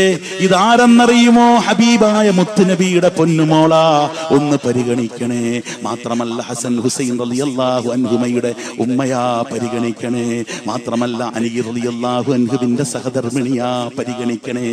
ആരെയൊക്കെ ചേർത്തായി പറയുന്നത് അബൂദർ ഗിഫാരി? എല്ലാവരെയും പറ്റി പറഞ്ഞിട്ടാ പറഞ്ഞത്. ഖബറേ ഒന്ന് പരിഗണിക്കണേ എന്ന് വിളിച്ചു പറഞ്ഞപ്പോൾ ഖബർ പറയുകയാണ്, ഞാൻ കുടുംബ പാരമ്പര്യത്തിന്റെ ആളല്ല, ഞാൻ അസബയുടെ ആളല്ല. എന്നിലേക്ക് വരുന്നവർ സ്വാലിഹായ അമൽ ചെയ്തിട്ടുണ്ടോ? എന്നിലേക്ക് വരുന്നവർ അല്ലാഹുവുമായിട്ട് അടുത്തിട്ടുണ്ടോ? എന്നിലേക്ക് വരുന്നവർ ആരാ? പടച്ചറബുമായി അടുത്തവരാ. എന്നിലേക്ക് വന്നവർ സ്വാലിഹായ അമൽ ചെയ്തവരാണ്. എന്നിലേക്ക് വന്നവർ ആരാ? സാലിഹ്. അസ്സാലിഹു മൻ അദ്ദ ഹുഖൂഖല്ലാഹ് വഹുഖൂഖൽ ഇബാദ്. ആരാണ് സ്വാലിഹ്? സ്വാലിഹാക്കണേ അല്ലാ, സ്വാലിഹാക്കണേ അല്ലാ എന്ന് പറയാറുണ്ട്. ആരാണ് സ്വാലിഹ്? അല്ലാഹുവിന്റെ ബാധ്യതകൾ വീടിയവരാ. മൻ അദ്ദ ഹുഖൂഖല്ലാഹ്, അല്ലാഹുവിന്റെ ബാധ്യതകൾ വീടിയവരാ. ഹുഖൂഖൽ ഇബാദ്, അതുപോലെ സൃഷ്ടികളുമായിട്ടുള്ള ബാധ്യതകൾ വീടിയവരാ. മൂത്തവരെ ബഹുമാനിച്ചവരാ, ഇളയവരോട് കരുണ കാണിച്ചവരാ, ഭാര്യയ്ക്ക് ഭക്ഷണം കൊടുത്തവരാ. എന്നും പോയിട്ട് നീ ആട്ടിറച്ചി കൂട്ടി നീ ഭക്ഷണം കഴിക്കാറുണ്ട്. പക്ഷേ എങ്കിൽ മാസത്തിൽ ഒരു വട്ടമെങ്കിലും നിന്റെ പ്രിയപ്പെട്ട സഹധർമ്മിണിയെ ഓർത്തിട്ട് നീ 1 കിലോ ഇറച്ചി അവക്ക് വാങ്ങിച്ചു കൊടുത്തിട്ടുണ്ടോ? ഇങ്ങനെ കുടുംബ ബന്ധത്തിൽ വല്ലാത്ത ഒരു ഭാഗം ഉണ്ടാക്കിയവരാ. എങ്കിൽ സ്വാലിഹായ അമൽ ചെയ്തവരാണെങ്കിൽ ഖബറിൽ രക്ഷപ്പെടുമല്ലോ. ഓ പടച്ചറബേ, ആരാണ് സ്വാലിഹായ പ്രവർത്തനം ചെയ്തവര്? അവര് ഖബറിൽ രക്ഷപ്പെടുമെന്ന് ഉറക്കെ ഖബർ പറയുമ്പോൾ ആരെന്ന് പറയണ്ട, മുത്തുനബിയുടെ മകളെന്ന് പറയണ്ട, അലി റളിയല്ലാഹു അൻഹുവിന്റെ സഹധർമ്മിണി എന്ന് പറയണ്ട, ഹസൻ ഹുസൈൻ റളിയല്ലാഹു അൻഹുമായുടെ ഉമ്മയെന്ന് പറയണ്ട, മാതാവെന്ന് പറയണ്ട. ഇവിടെ അതിന് സ്ഥാനമില്ല. സ്വാലിഹായ കർമ്മം ചെയ്യുന്നു, സാലിഹായ കർമ്മമാരെങ്കിലും ചെയ്യുന്നുണ്ടോ അവൻ ഖബറിൽ രക്ഷപ്പെടുമെന്ന് അല്ലാഹുവിന്റെ ഹബീബ് മുഹമ്മദ് മുസ്തഫ. ആരാ പറഞ്ഞത് സ്വാലിഹായ പ്രവർത്തനം? ഇവിടെ ഹദിയ പറഞ്ഞു സ്വാലിഹായ പ്രവർത്തനമാ. നിങ്ങളിരുന്ന് ഈ വാഴ് കേൾക്കുന്നു, സ്വാലിഹായ പ്രവർത്തനമാ. ഞാൻ ഈ വാഴ് പറയുന്നു, സ്വാലിഹായ പ്രവർത്തനമാ. സ്വാലിഹായ പ്രവർത്തനം ആരെങ്കിലും ചെയ്താൽ അവൻ ഖബറിൽ രക്ഷപ്പെടുമെന്ന് ഹബീബി വറൂഹി മുഹമ്മദ് മുസ്തഫ. അതുകൊണ്ട് ഖബറിൽ രക്ഷപ്പെടണമോ? ഖബറിന്റെ അവസ്ഥയിൽ നിന്നും ഖബറിന്റെ കാലടി ശബ്ദമാണ് ഇപ്പം കേട്ട, കാലടി ശബ്ദമാണ്. ആരോട് പറഞ്ഞു? ഖബർ. ഫാത്തിമ റളിയല്ലാഹു അൻഹ കൊണ്ടുവച്ചപ്പം ഖബർ പറഞ്ഞ കാലടി ശബ്ദമാണ്. എന്നാൽ തീർന്നില്ല. ഖബറിലുണ്ടല്ലോ, ഖബറിൽ ഞെരുക്കമാണ്. അന്നബി മുലൈക്കത്ത റളിയല്ലാഹു മാ ഉജീറ മിൻ ലഅതത്തിൽ ഖബർ മാ ഉജീറ മിൻ ലഅതത്തിൽ ഖബരി അഹദൻ. ഖബറിന്റെ ഞെരുക്കത്തിൽ നിന്നും ആരും രക്ഷപ്പെടൂല. ഖബറിന്റെ ഞെരുക്കത്തിൽ നിന്നും ആരും രക്ഷപ്പെട്ടിട്ടില്ല. ഖബറിന്റെ ഞെരുക്കത്തിൽ നിന്നും ഒരു കുഞ്ഞുപോലും രക്ഷപ്പെട്ടിട്ട് പോയിട്ടില്ല. എല്ലാവരും ഖബറിന്റെ ഞെരുക്കത്തിൽ കൊടുങ്ങുക തന്നെ ചെയ്യും. എന്നിട്ട് പറയുകയാണ് ആയിഷ റളിയല്ലാഹു അൻഹയെ തൊട്ട് റിപ്പോർട്ട് ചെയ്യുന്ന ഹദീസ് കാണാം. ഇന്നലിൽ ഖബരി ലഅതത ലൗ നജാ മിൻഹാ അഹദുൻ ലനജാ സഅദ് ബിൻ മുആദ്. ആയിഷ റളിയല്ലാഹു അൻഹയെ തൊട്ട് റിപ്പോർട്ട് ചെയ്യുകയാണ്, ഖബറിന് വല്ലാത്ത ഞെരുക്കമുണ്ട്, ഖബറിന് വല്ലാത്ത പിടിമുറുക്കമുണ്ട്, ഖബറിൽ വല്ലാത്ത ഞെരുക്കമുണ്ട്. ആരെങ്കിലും ഖബറിന്റെ ഞെരുക്കത്തിൽ നിന്നും രക്ഷപ്പെടുമായിരുന്നെങ്കിൽ, ഏതെങ്കിലും ഒരു മനുഷ്യൻ ഖബറിന്റെ പിടിമുറുക്കത്തിൽ നിന്നും രക്ഷപ്പെടുമായിരുന്നെങ്കിൽ, ഖബറിന്റെ പിടിമുറുക്കത്തിൽ നിന്നും രക്ഷപ്പെടുമായിരുന്നെങ്കിൽ ലനജാ സഅദ് ബിൻ മുആദ്, അത് സഅദ് ബിൻ മുആദ് റളിയല്ലാഹു അൻഹു രക്ഷപ്പെടുമായിരുന്നേനെ. സഅദ് ബിൻ മുആദ് റളിയല്ലാഹു അൻഹു ഖബറിന്റെ ഞെരുക്കത്തിൽ നിന്നും രക്ഷപ്പെടുമായിരുന്നെന്ന് ആരാ പറയുന്നത്? ആയിഷ റളിയല്ലാഹു അൻഹയാ പറയുന്നത്. ആരാണ് Saad bin Muadh? Saad bin Muadh സാധാരണ മനുഷ്യനല്ല, എന്നെയും നിങ്ങളെയും പോലുള്ള മനുഷ്യനല്ല. ആരാണ് സഅദ് ബിൻ മുആദ്? ആദല്ലദീ തഹറക ലഹു അർശുർ റഹ്മാൻ വഫുതിഹത് ലഹു അബ്വാബുസ് സമാ. ആരാണ് Saad bin Muadh? Saad bin Muadh റളിയല്ലാഹു അൻഹു മരിച്ചു എന്ന വാർത്ത കേട്ടപ്പോൾ അല്ലാഹുവിന്റെ അർശ് കിടുങ്ങിയത്രേ. മാത്രമല്ല, സഅദ് ബിൻ മുആദ് റളിയല്ലാഹു അൻഹു മരിച്ചു എന്നുള്ള വാർത്ത കേട്ടപ്പോൾ വഫുതിഹത് ലഹു അബ്വാബുസ് സമാ, ആകാശത്തിന്റെ സർവ്വവാതിലുകളും അദ്ദേഹത്തിന് വേണ്ടി തുറന്നു കൊടുത്തു അത്രേ. മാത്രമല്ല, വശഹിദഹു സബഊന അൽഫം മിനൽ മലായിക الذي منديل من المناديل خير منها وما فيها. മാത്രമല്ല, അദ്ദേഹത്തിന്റെ കയ്യിൽ ഒരു മെന്തിയിലുണ്ടായിരുന്നു. ആ മെന്തിയിലോ ഈ ദുനിയാവും ദുനിയാവിലുള്ളത് സർവ്വതും കിട്ടുന്നതിനെക്കാട്ടിൽ പോരിശയുള്ള ഒരു മെന്തിയിലുള്ള ആളായിരുന്നു സഅദ് ബിൻ മുആദ്. ഈ സഅദ് ബിൻ മുആദ് റളിയല്ലാഹു അൻഹു മരിച്ചപ്പോൾ സഅദ് ബിൻ മുആദ് റളിയല്ലാഹു അൻഹുവിന്റെ ഖബർ ഞെരുക്കിയില്ലേ? സഅദ് ബിൻ മുആദ് റളിയല്ലാഹു അൻഹുവിന്റെ മരണത്തിനോട് സംബന്ധിച്ച അല്ലാഹുവിന്റെ ഹബീബ് മുഹമ്മദ് മുസ്തഫ സല്ലല്ലാഹു അലൈഹി വസല്ലം തങ്ങളുണ്ടല്ലോ, ഉപ്പൂറ്റി താഴെ കുത്താതെ കാലിന്റെ തള്ളവരൽ കുത്തി നടന്നു, ഉപ്പൂറ്റി താഴെ കുത്തിയില്ല. സഅദ് ബിൻ മുആദ് റളിയല്ലാഹു അൻഹുവിന്റെ ജനാസയിൽ പങ്കെടുത്ത ഹബീബായ മുത്ത് നബിയോട് ചോദിച്ചു സ്വഹാബാക്കൾ, യാ റസൂലല്ലാഹ്, അല്ലാഹുവിന്റെ മുർസലായ നബിയേ, എന്താണ് അങ്ങ് ഉപ്പൂറ്റി താഴെ മുട്ടിക്കാതെ കാലിന്റെ തള്ളവരൽ കുത്തി നടന്നതെന്ത് ഹബീബേ എന്ന് ചോദിച്ചപ്പോൾ അവിടുന്ന് പറയുകയുണ്ടായി, എന്തെന്നറിയുമോ? ഈ സഅദ് ബിൻ മുആദ് റളിയല്ലാഹു അൻഹുവിന്റെ മയ്യത്തിൽ പങ്കെടുക്കാൻ സ്വഹാബാക്കളുടെ നിര, മലക്കുകളുടെ നിര വല്ലാത്തതായതുകൊണ്ട് എനിക്ക് ഉപ്പൂറ്റി താഴെ മുട്ടിക്കാൻ കഴിഞ്ഞില്ല. അത്രയും ആളുകൾ പങ്കെടുത്ത മരണമായിരുന്നു സഅദ് ബിൻ മുആദ് റളിയല്ലാഹു അൻഹു. ഈ സഅദ് ബിൻ മുആദ് റളിയല്ലാഹു അൻഹുവിന്റെ മയ്യത്ത് വരെ ഞെരുക്കിയെങ്കിൽ, മയ്യത്ത് വരെ ഇടുക്കിയെങ്കിൽ, എൻ്റെ പ്രിയപ്പെട്ടവരെ, നീ ഒന്ന് ചിന്തിക്ക്, നമ്മുടെ മയ്യത്തിൽ എത്ര പേരാ പങ്കെടുക്കുന്നത്? ഒരു 10 പേര് പങ്കെടുക്കുമോ? 100 പേര് പങ്കെടുക്കുമോ?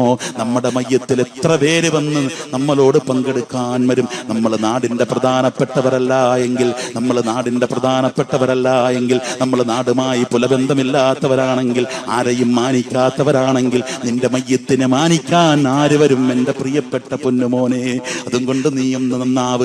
സഅദ് ബിൻ മുആദിന്റെ കാര്യമാ പറഞ്ഞത്. സഅദ് ബിൻ മുആദ് ഇത്രത്തോളം പോരിശയുള്ള അള്ളാഹുവിന്റെ അർശ് കിടങ്ങുന്നത് സാധാരണ ത്വലാഖ് ചൊല്ലുമ്പോൾ മാത്രമാണ് റബ്ബിന്റെ അർശ് കിടങ്ങാറ്.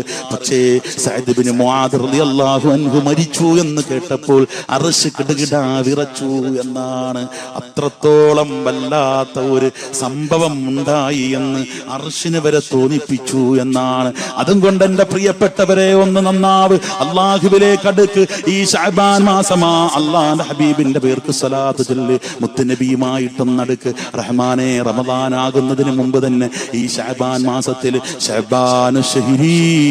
ശഅബാൻ മാസം എന്റെ മാസമാണ്, ഹബീബിന്റെ മാസമാണെന്ന് ഹബീബി വറൂഹി വഖൽബി മുഹമ്മദ് റസൂലുള്ളാഹ് സല്ലല്ലാഹു അലൈഹി വസല്ലം തങ്ങൾ പറഞ്ഞിട്ടുണ്ട്. അതുകൊണ്ട് സ്വലാത്ത് ചൊല്ല്. 50 സ്വലാത്ത് ഒരാൾ നിത്യം 50 സ്വലാത്ത് ചൊല്ലിയാൽ അള്ളാന്റെ ഹബീബ് അവൻ ഹസ്തദാനം ചെയ്യുമത്രേ. ഹബീബ് മുഹമ്മദ് മുസ്തഫ മുടങ്ങാതെ ചൊല്ലിക്കോ. 50ൽ പുറത്ത് ചൊല്ലുന്നവരാണ് ഈ താഴത്തറയിലുള്ളവർ.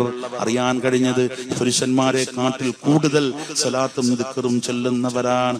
കാരണം അവരുടെ ഒരു വിളിയുണ്ട്, അല്ലാഹ് അല്ലാഹ് എന്നൊരു വിളിയുണ്ട്. ആ വിളിമതി ആ പെണ്ണിന്റെ വിളിമതി സ്വർഗം കിട്ടാൻ. ഈ മലപ്രഭാഗത്തൊക്കെ അങ്ങനെയാണ്. കാസർഗോഡ് പോയാലും എവിടെ പോയാലും എവിടെ ചെന്നാലും അവരുടെ ഒരു വല്ലാത്ത ഒരു വിളിയുണ്ട്.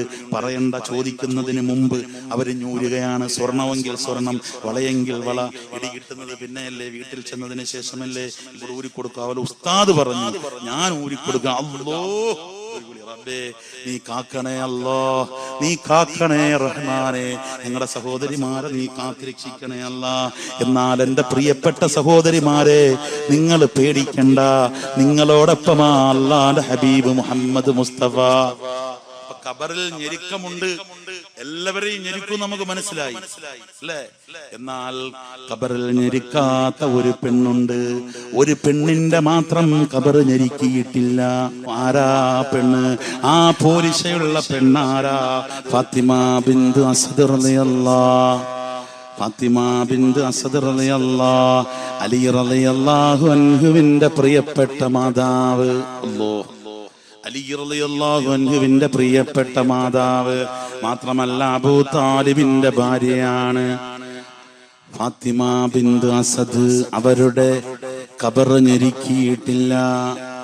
ദഖല അലൈഹാ ഫജലസ ഇൻദ റഅസിഹാ ഫഖാല റഹിമക്കില്ലാഹ് യാ ഉമ്മീ കുന്തി ഉമ്മീ ബഅദ ഉമ്മീ. എന്തേ കാരണം ഖബർ ഞെരുക്കാത്തത്? ആരാണ് ഈ ഫാത്തിമ ബിന്ത് അസദ് റളിയല്ലാഹു അൻഹ? ആരാണ് അലി റളിയല്ലാഹു അൻഹുവിന്റെ ഉമ്മ? ആരാ? അള്ളാന്റെ ഹബീബിന്റെ പ്രിയപ്പെട്ട ഉമ്മയാ. ആമിന റളിയല്ലാഹു അൻഹയ്ക്ക് ശേഷം കുന്തി ഉമ്മീ ബഅദ ഉമ്മീ എന്നാ പറഞ്ഞതെന്തേ? ഉമ്മയാണ് ഫാത്തിമ. എൻ്റെ ഉമ്മയ്ക്ക് ശേഷം പ്രിയപ്പെട്ട ഉമ്മയാണ് ഫാത്തിമ ബിന്ത് അസദ്.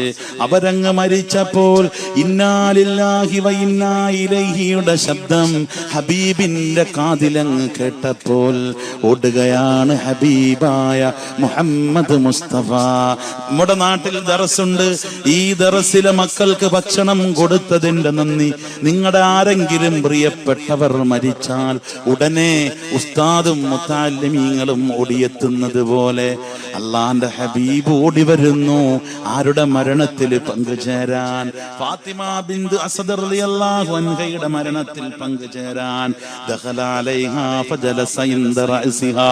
അല്ലാഹുവിന്റെ ഹബീബ് അങ്ങ് കടന്നു വന്നിട്ട് ഫാത്തിമ ബിന്ത് അസദ് റളിയല്ലാഹു അൻഹയുടെ അടുത്തങ്ങിരുന്നു. ഇരുന്നിട്ട് മുത്തുനബി പറഞ്ഞില്ലേ, റഹിമക്കില്ലാഹ്, അല്ലാഹു നിങ്ങൾക്ക് റഹ്മത്ത് ചെയ്യട്ടെ. ആരായി പറയുന്നത്? അല്ലാഹുവിന്റെ റസൂലാ പറയുന്നത്, അല്ലാഹുവിന്റെ പ്രിയപ്പെട്ട നബിയാ പറയുന്നത്. റഹിമക്കില്ലാഹ് യാ ഉമ്മീ കുന്തി ഉമ്മീ ബഅദ ഉമ്മീ.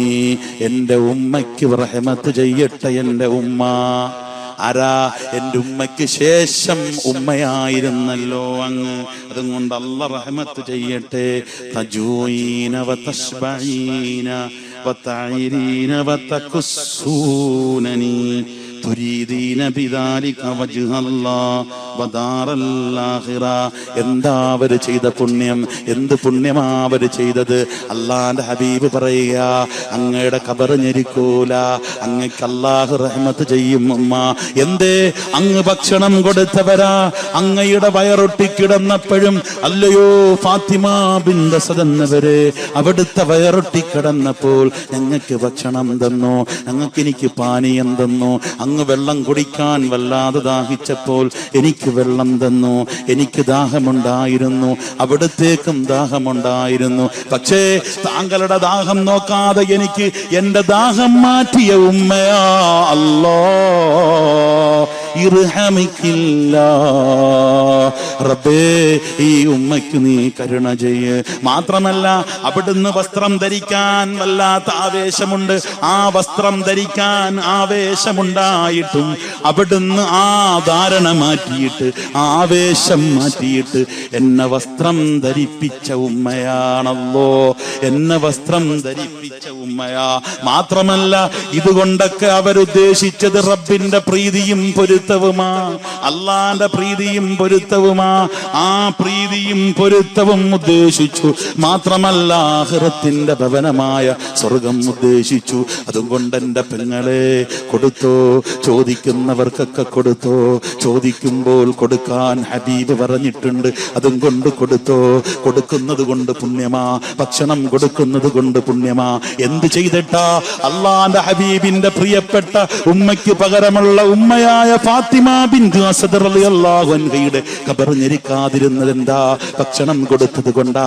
അതാർക്കാ ഭക്ഷണം കൊടുത്തത്? യതീമിനാ ഭക്ഷണം കൊടുത്തത്. യതീം ആരാ ഇവിടെ? അള്ളാന്റെ ഹബീബാ.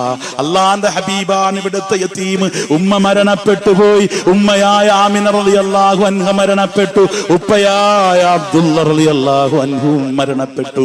ആ മരണപ്പെട്ടതിന് ശേഷം യതീമായ മകനായ മുഹമ്മദ് മുസ്തഫ ഈ മുഹമ്മദ് നബിക്ക് ഭക്ഷണം കൊടുത്തു. ഈ മുഹമ്മദ് നബിക്ക് പാനീയം കൊടുത്തു. ഈ മുഹമ്മദ് നബിക്ക് ചെയ്തതെന്താ? വസ്ത്രം കൊടുത്തു. ആ പുണ്യമുള്ളത് കൊണ്ടാണ് പറയുന്നത്, അല്ലാഹുവേ എൻ്റെ ഉമ്മയ്ക്ക് ശേഷമുള്ള ഉമ്മയായ ഫാത്തിമ ബിൻത് അസദ് റളിയല്ലാഹു അൻഹയ്ക്ക് നീ പുറത്തു കൊടുക്കണേ അല്ലാ, കരുണ ചെയ്യണേ അല്ലാ. എന്നിട്ട് മാത്രമല്ല അള്ളാന്റെ ഹബീബ് മയ്യത്ത് കുളിപ്പിക്കാൻ മുൻപന്തിയിൽ നിന്നു. മയ്യത്ത് കുളിപ്പിച്ചു. എന്നിട്ട് വെള്ളം ഒഴിച്ചു കൊടുത്തു. എല്ലാവിധ സംവിധാനവും ചെയ്തു കൊടുത്തു. അതിനുശേഷം മറവാടാൻ ഇതാറടി മണ്ണിലേക്ക് കടക്കാൻ പോകുന്ന സന്ദർഭത്തിൽ ഹബീബായ മുത്തുനബി ആറടി മണ്ണിലങ്ങ് ഇറങ്ങിക്കിടന്നില്ലേ? ആ പിള്ളക്കുഴിയിലങ്ങ് ഇറങ്ങിക്കിടന്നില്ലേ?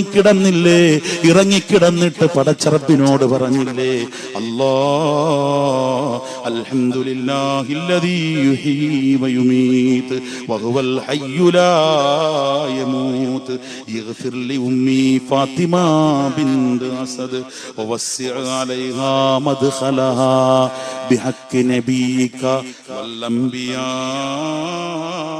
الذين من قبلي. ഖബറിലേക്ക് ഇറങ്ങിക്കിടന്നിട്ട് റഹ്മാനെ, ഒരിക്കലും മരിക്കാത്ത അല്ലാ, എന്നെന്നും ജീവിച്ചിരിക്കുന്നേ, ഞങ്ങളാണെങ്കിൽ മരിക്കുമല്ലോ റഹ്മാനെ, ഞങ്ങൾക്കിവിടെ ജീവിതം സ്വസ്ഥമല്ലല്ലോ അല്ലാ.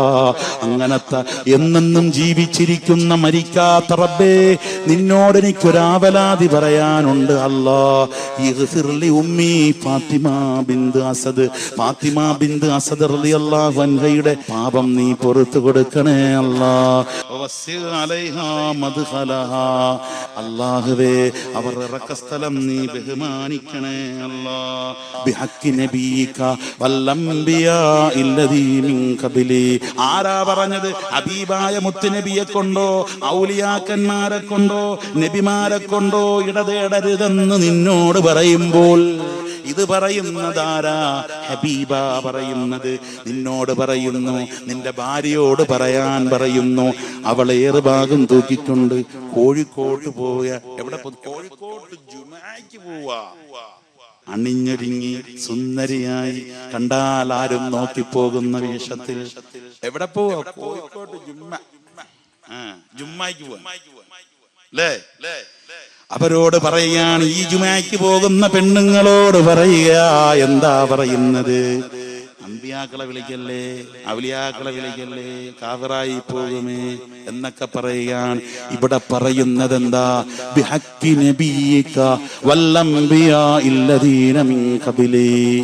അല്ലാഹുവേ, എന്റെ ഹക്ക് കൊണ്ട്, ഈ നബിയായ ഈ മുത്ത് നബിയുടെ ഹക്ക് കൊണ്ട്, അതുപോലെ എനിക്ക് മുമ്പുള്ള പ്രവാചകന്മാരുടെ ഹക്ക് ജാഹ് ബറക്കത്ത് കൊണ്ട്, എന്റെ ഉമ്മയ്ക്ക് ശേഷമുള്ള ഉമ്മയായിരുന്ന ഫാത്തിമ ബിന്തു അസദ് റളിയല്ലാഹു അൻഹയ്ക്ക് നീ പൊറുത്തു കൊടുക്കണേ അല്ലാ, നീ കരുണ ചെയ്യണേ അല്ലാ, അവരുടെ ഇറക്കസ്ഥലം ബഹുമാനിക്കണേ അല്ലാ, അവരുടെ ഖബറിനെ നീ എടുക്കല്ലേ അല്ലാ. ഇന്നക അർഹമുർ റഹീമീൻ, നീ കരുണക്കടലാണ് റബ്ബേ എന്ന് ദുആ ചെയ്യുന്നതാരാ? ഹബീബി വറൂഹി വഖൽബി മുഹമ്മദ് മുസ്തഫ. പോരാ, ഹബീബി വഖൽബി മുഹമ്മദ് മുസ്തഫ. ഹബീബി വഖൽബി വറൂഹി വസയ്യിദി വസനദി മുഹമ്മദ് മുസ്തഫ. അങ്ങനെ അങ്ങോട്ട് സ്വലാത്ത് പറ. അതും കൊണ്ട് ഖബറിൽ ഞെരുക്കാത്ത പെണ്ണുണ്ട്. ഞെരുക്കാത്ത കാരണം ഇതാണ്. അതും കൊണ്ട് കൊടുത്തോ. ഭക്ഷണം വന്ന് ചോദിക്കുന്നവരെ തട്ടിവിടല്ലേ, പാനീയം വന്ന് ചോദിക്കുന്നവരെ തട്ടിവിടല്ലേ, ഇതാ മുട്ടാവശ്യമായി നിന്നെ സമീപിക്കുമ്പോൾ അവരെ തട്ടിവിടല്ലേ. പുണ്യമാണ്, പുണ്യമാണ്, പുണ്യമാണ്. അതും കൊണ്ട് കൊടുത്തോ. ഖബറിൽ നിന്നെ ഞെരുക്കൂല. മാത്രമല്ല, അല്ലാഹുവിന്റെ ഹബീബ് പറഞ്ഞില്ലേ, മാ ഉഫിയ മിൻ ലഅതത്തിൽ ഖബർ ഇല്ലാ ഫാത്തിമ ബിന്തു അസദ്. ഖബറിൽ ഞെരുക്കാത്ത ഒരൊറ്റ പെണ്ണ് മാത്രം, ഒരൊറ്റ പെണ്ണ് മാത്രം. ആ പെണ്ണാരാ? ഫാത്തിമ ബിന്തു അസദ് റളിയല്ലാഹു അൻഹയാണെന്ന് ഹബീബി വസയ്യിദി മുഹമ്മദ് മുസ്തഫ. പോരാ മക്കളെ, ഹബീബി വസയ്യിദി വഖൽബി മുഹമ്മദ് മുസ്തഫ. അങ്ങനെ അങ്ങോട്ട് പവറായിട്ട് അങ്ങോട്ട് സ്വലാത്ത് ചൊല്ല്. അതും കൊണ്ട് ഇതും ഖബറിന്റെ ഒരു കാലടി ശബ്ദമാ, ഇതും ഖബറിന്റെ കാലടി ശബ്ദമാ. അങ്ങനെ എത്ര എത്ര എത്ര കാലടി ശബ്ദമുണ്ട്. ഒരു കാര്യം കൂടി പറയാം, ഒരു മുസ്ലിമിന്റെ ആദ്യ രാത്രിയെ പറ്റി പറയാം.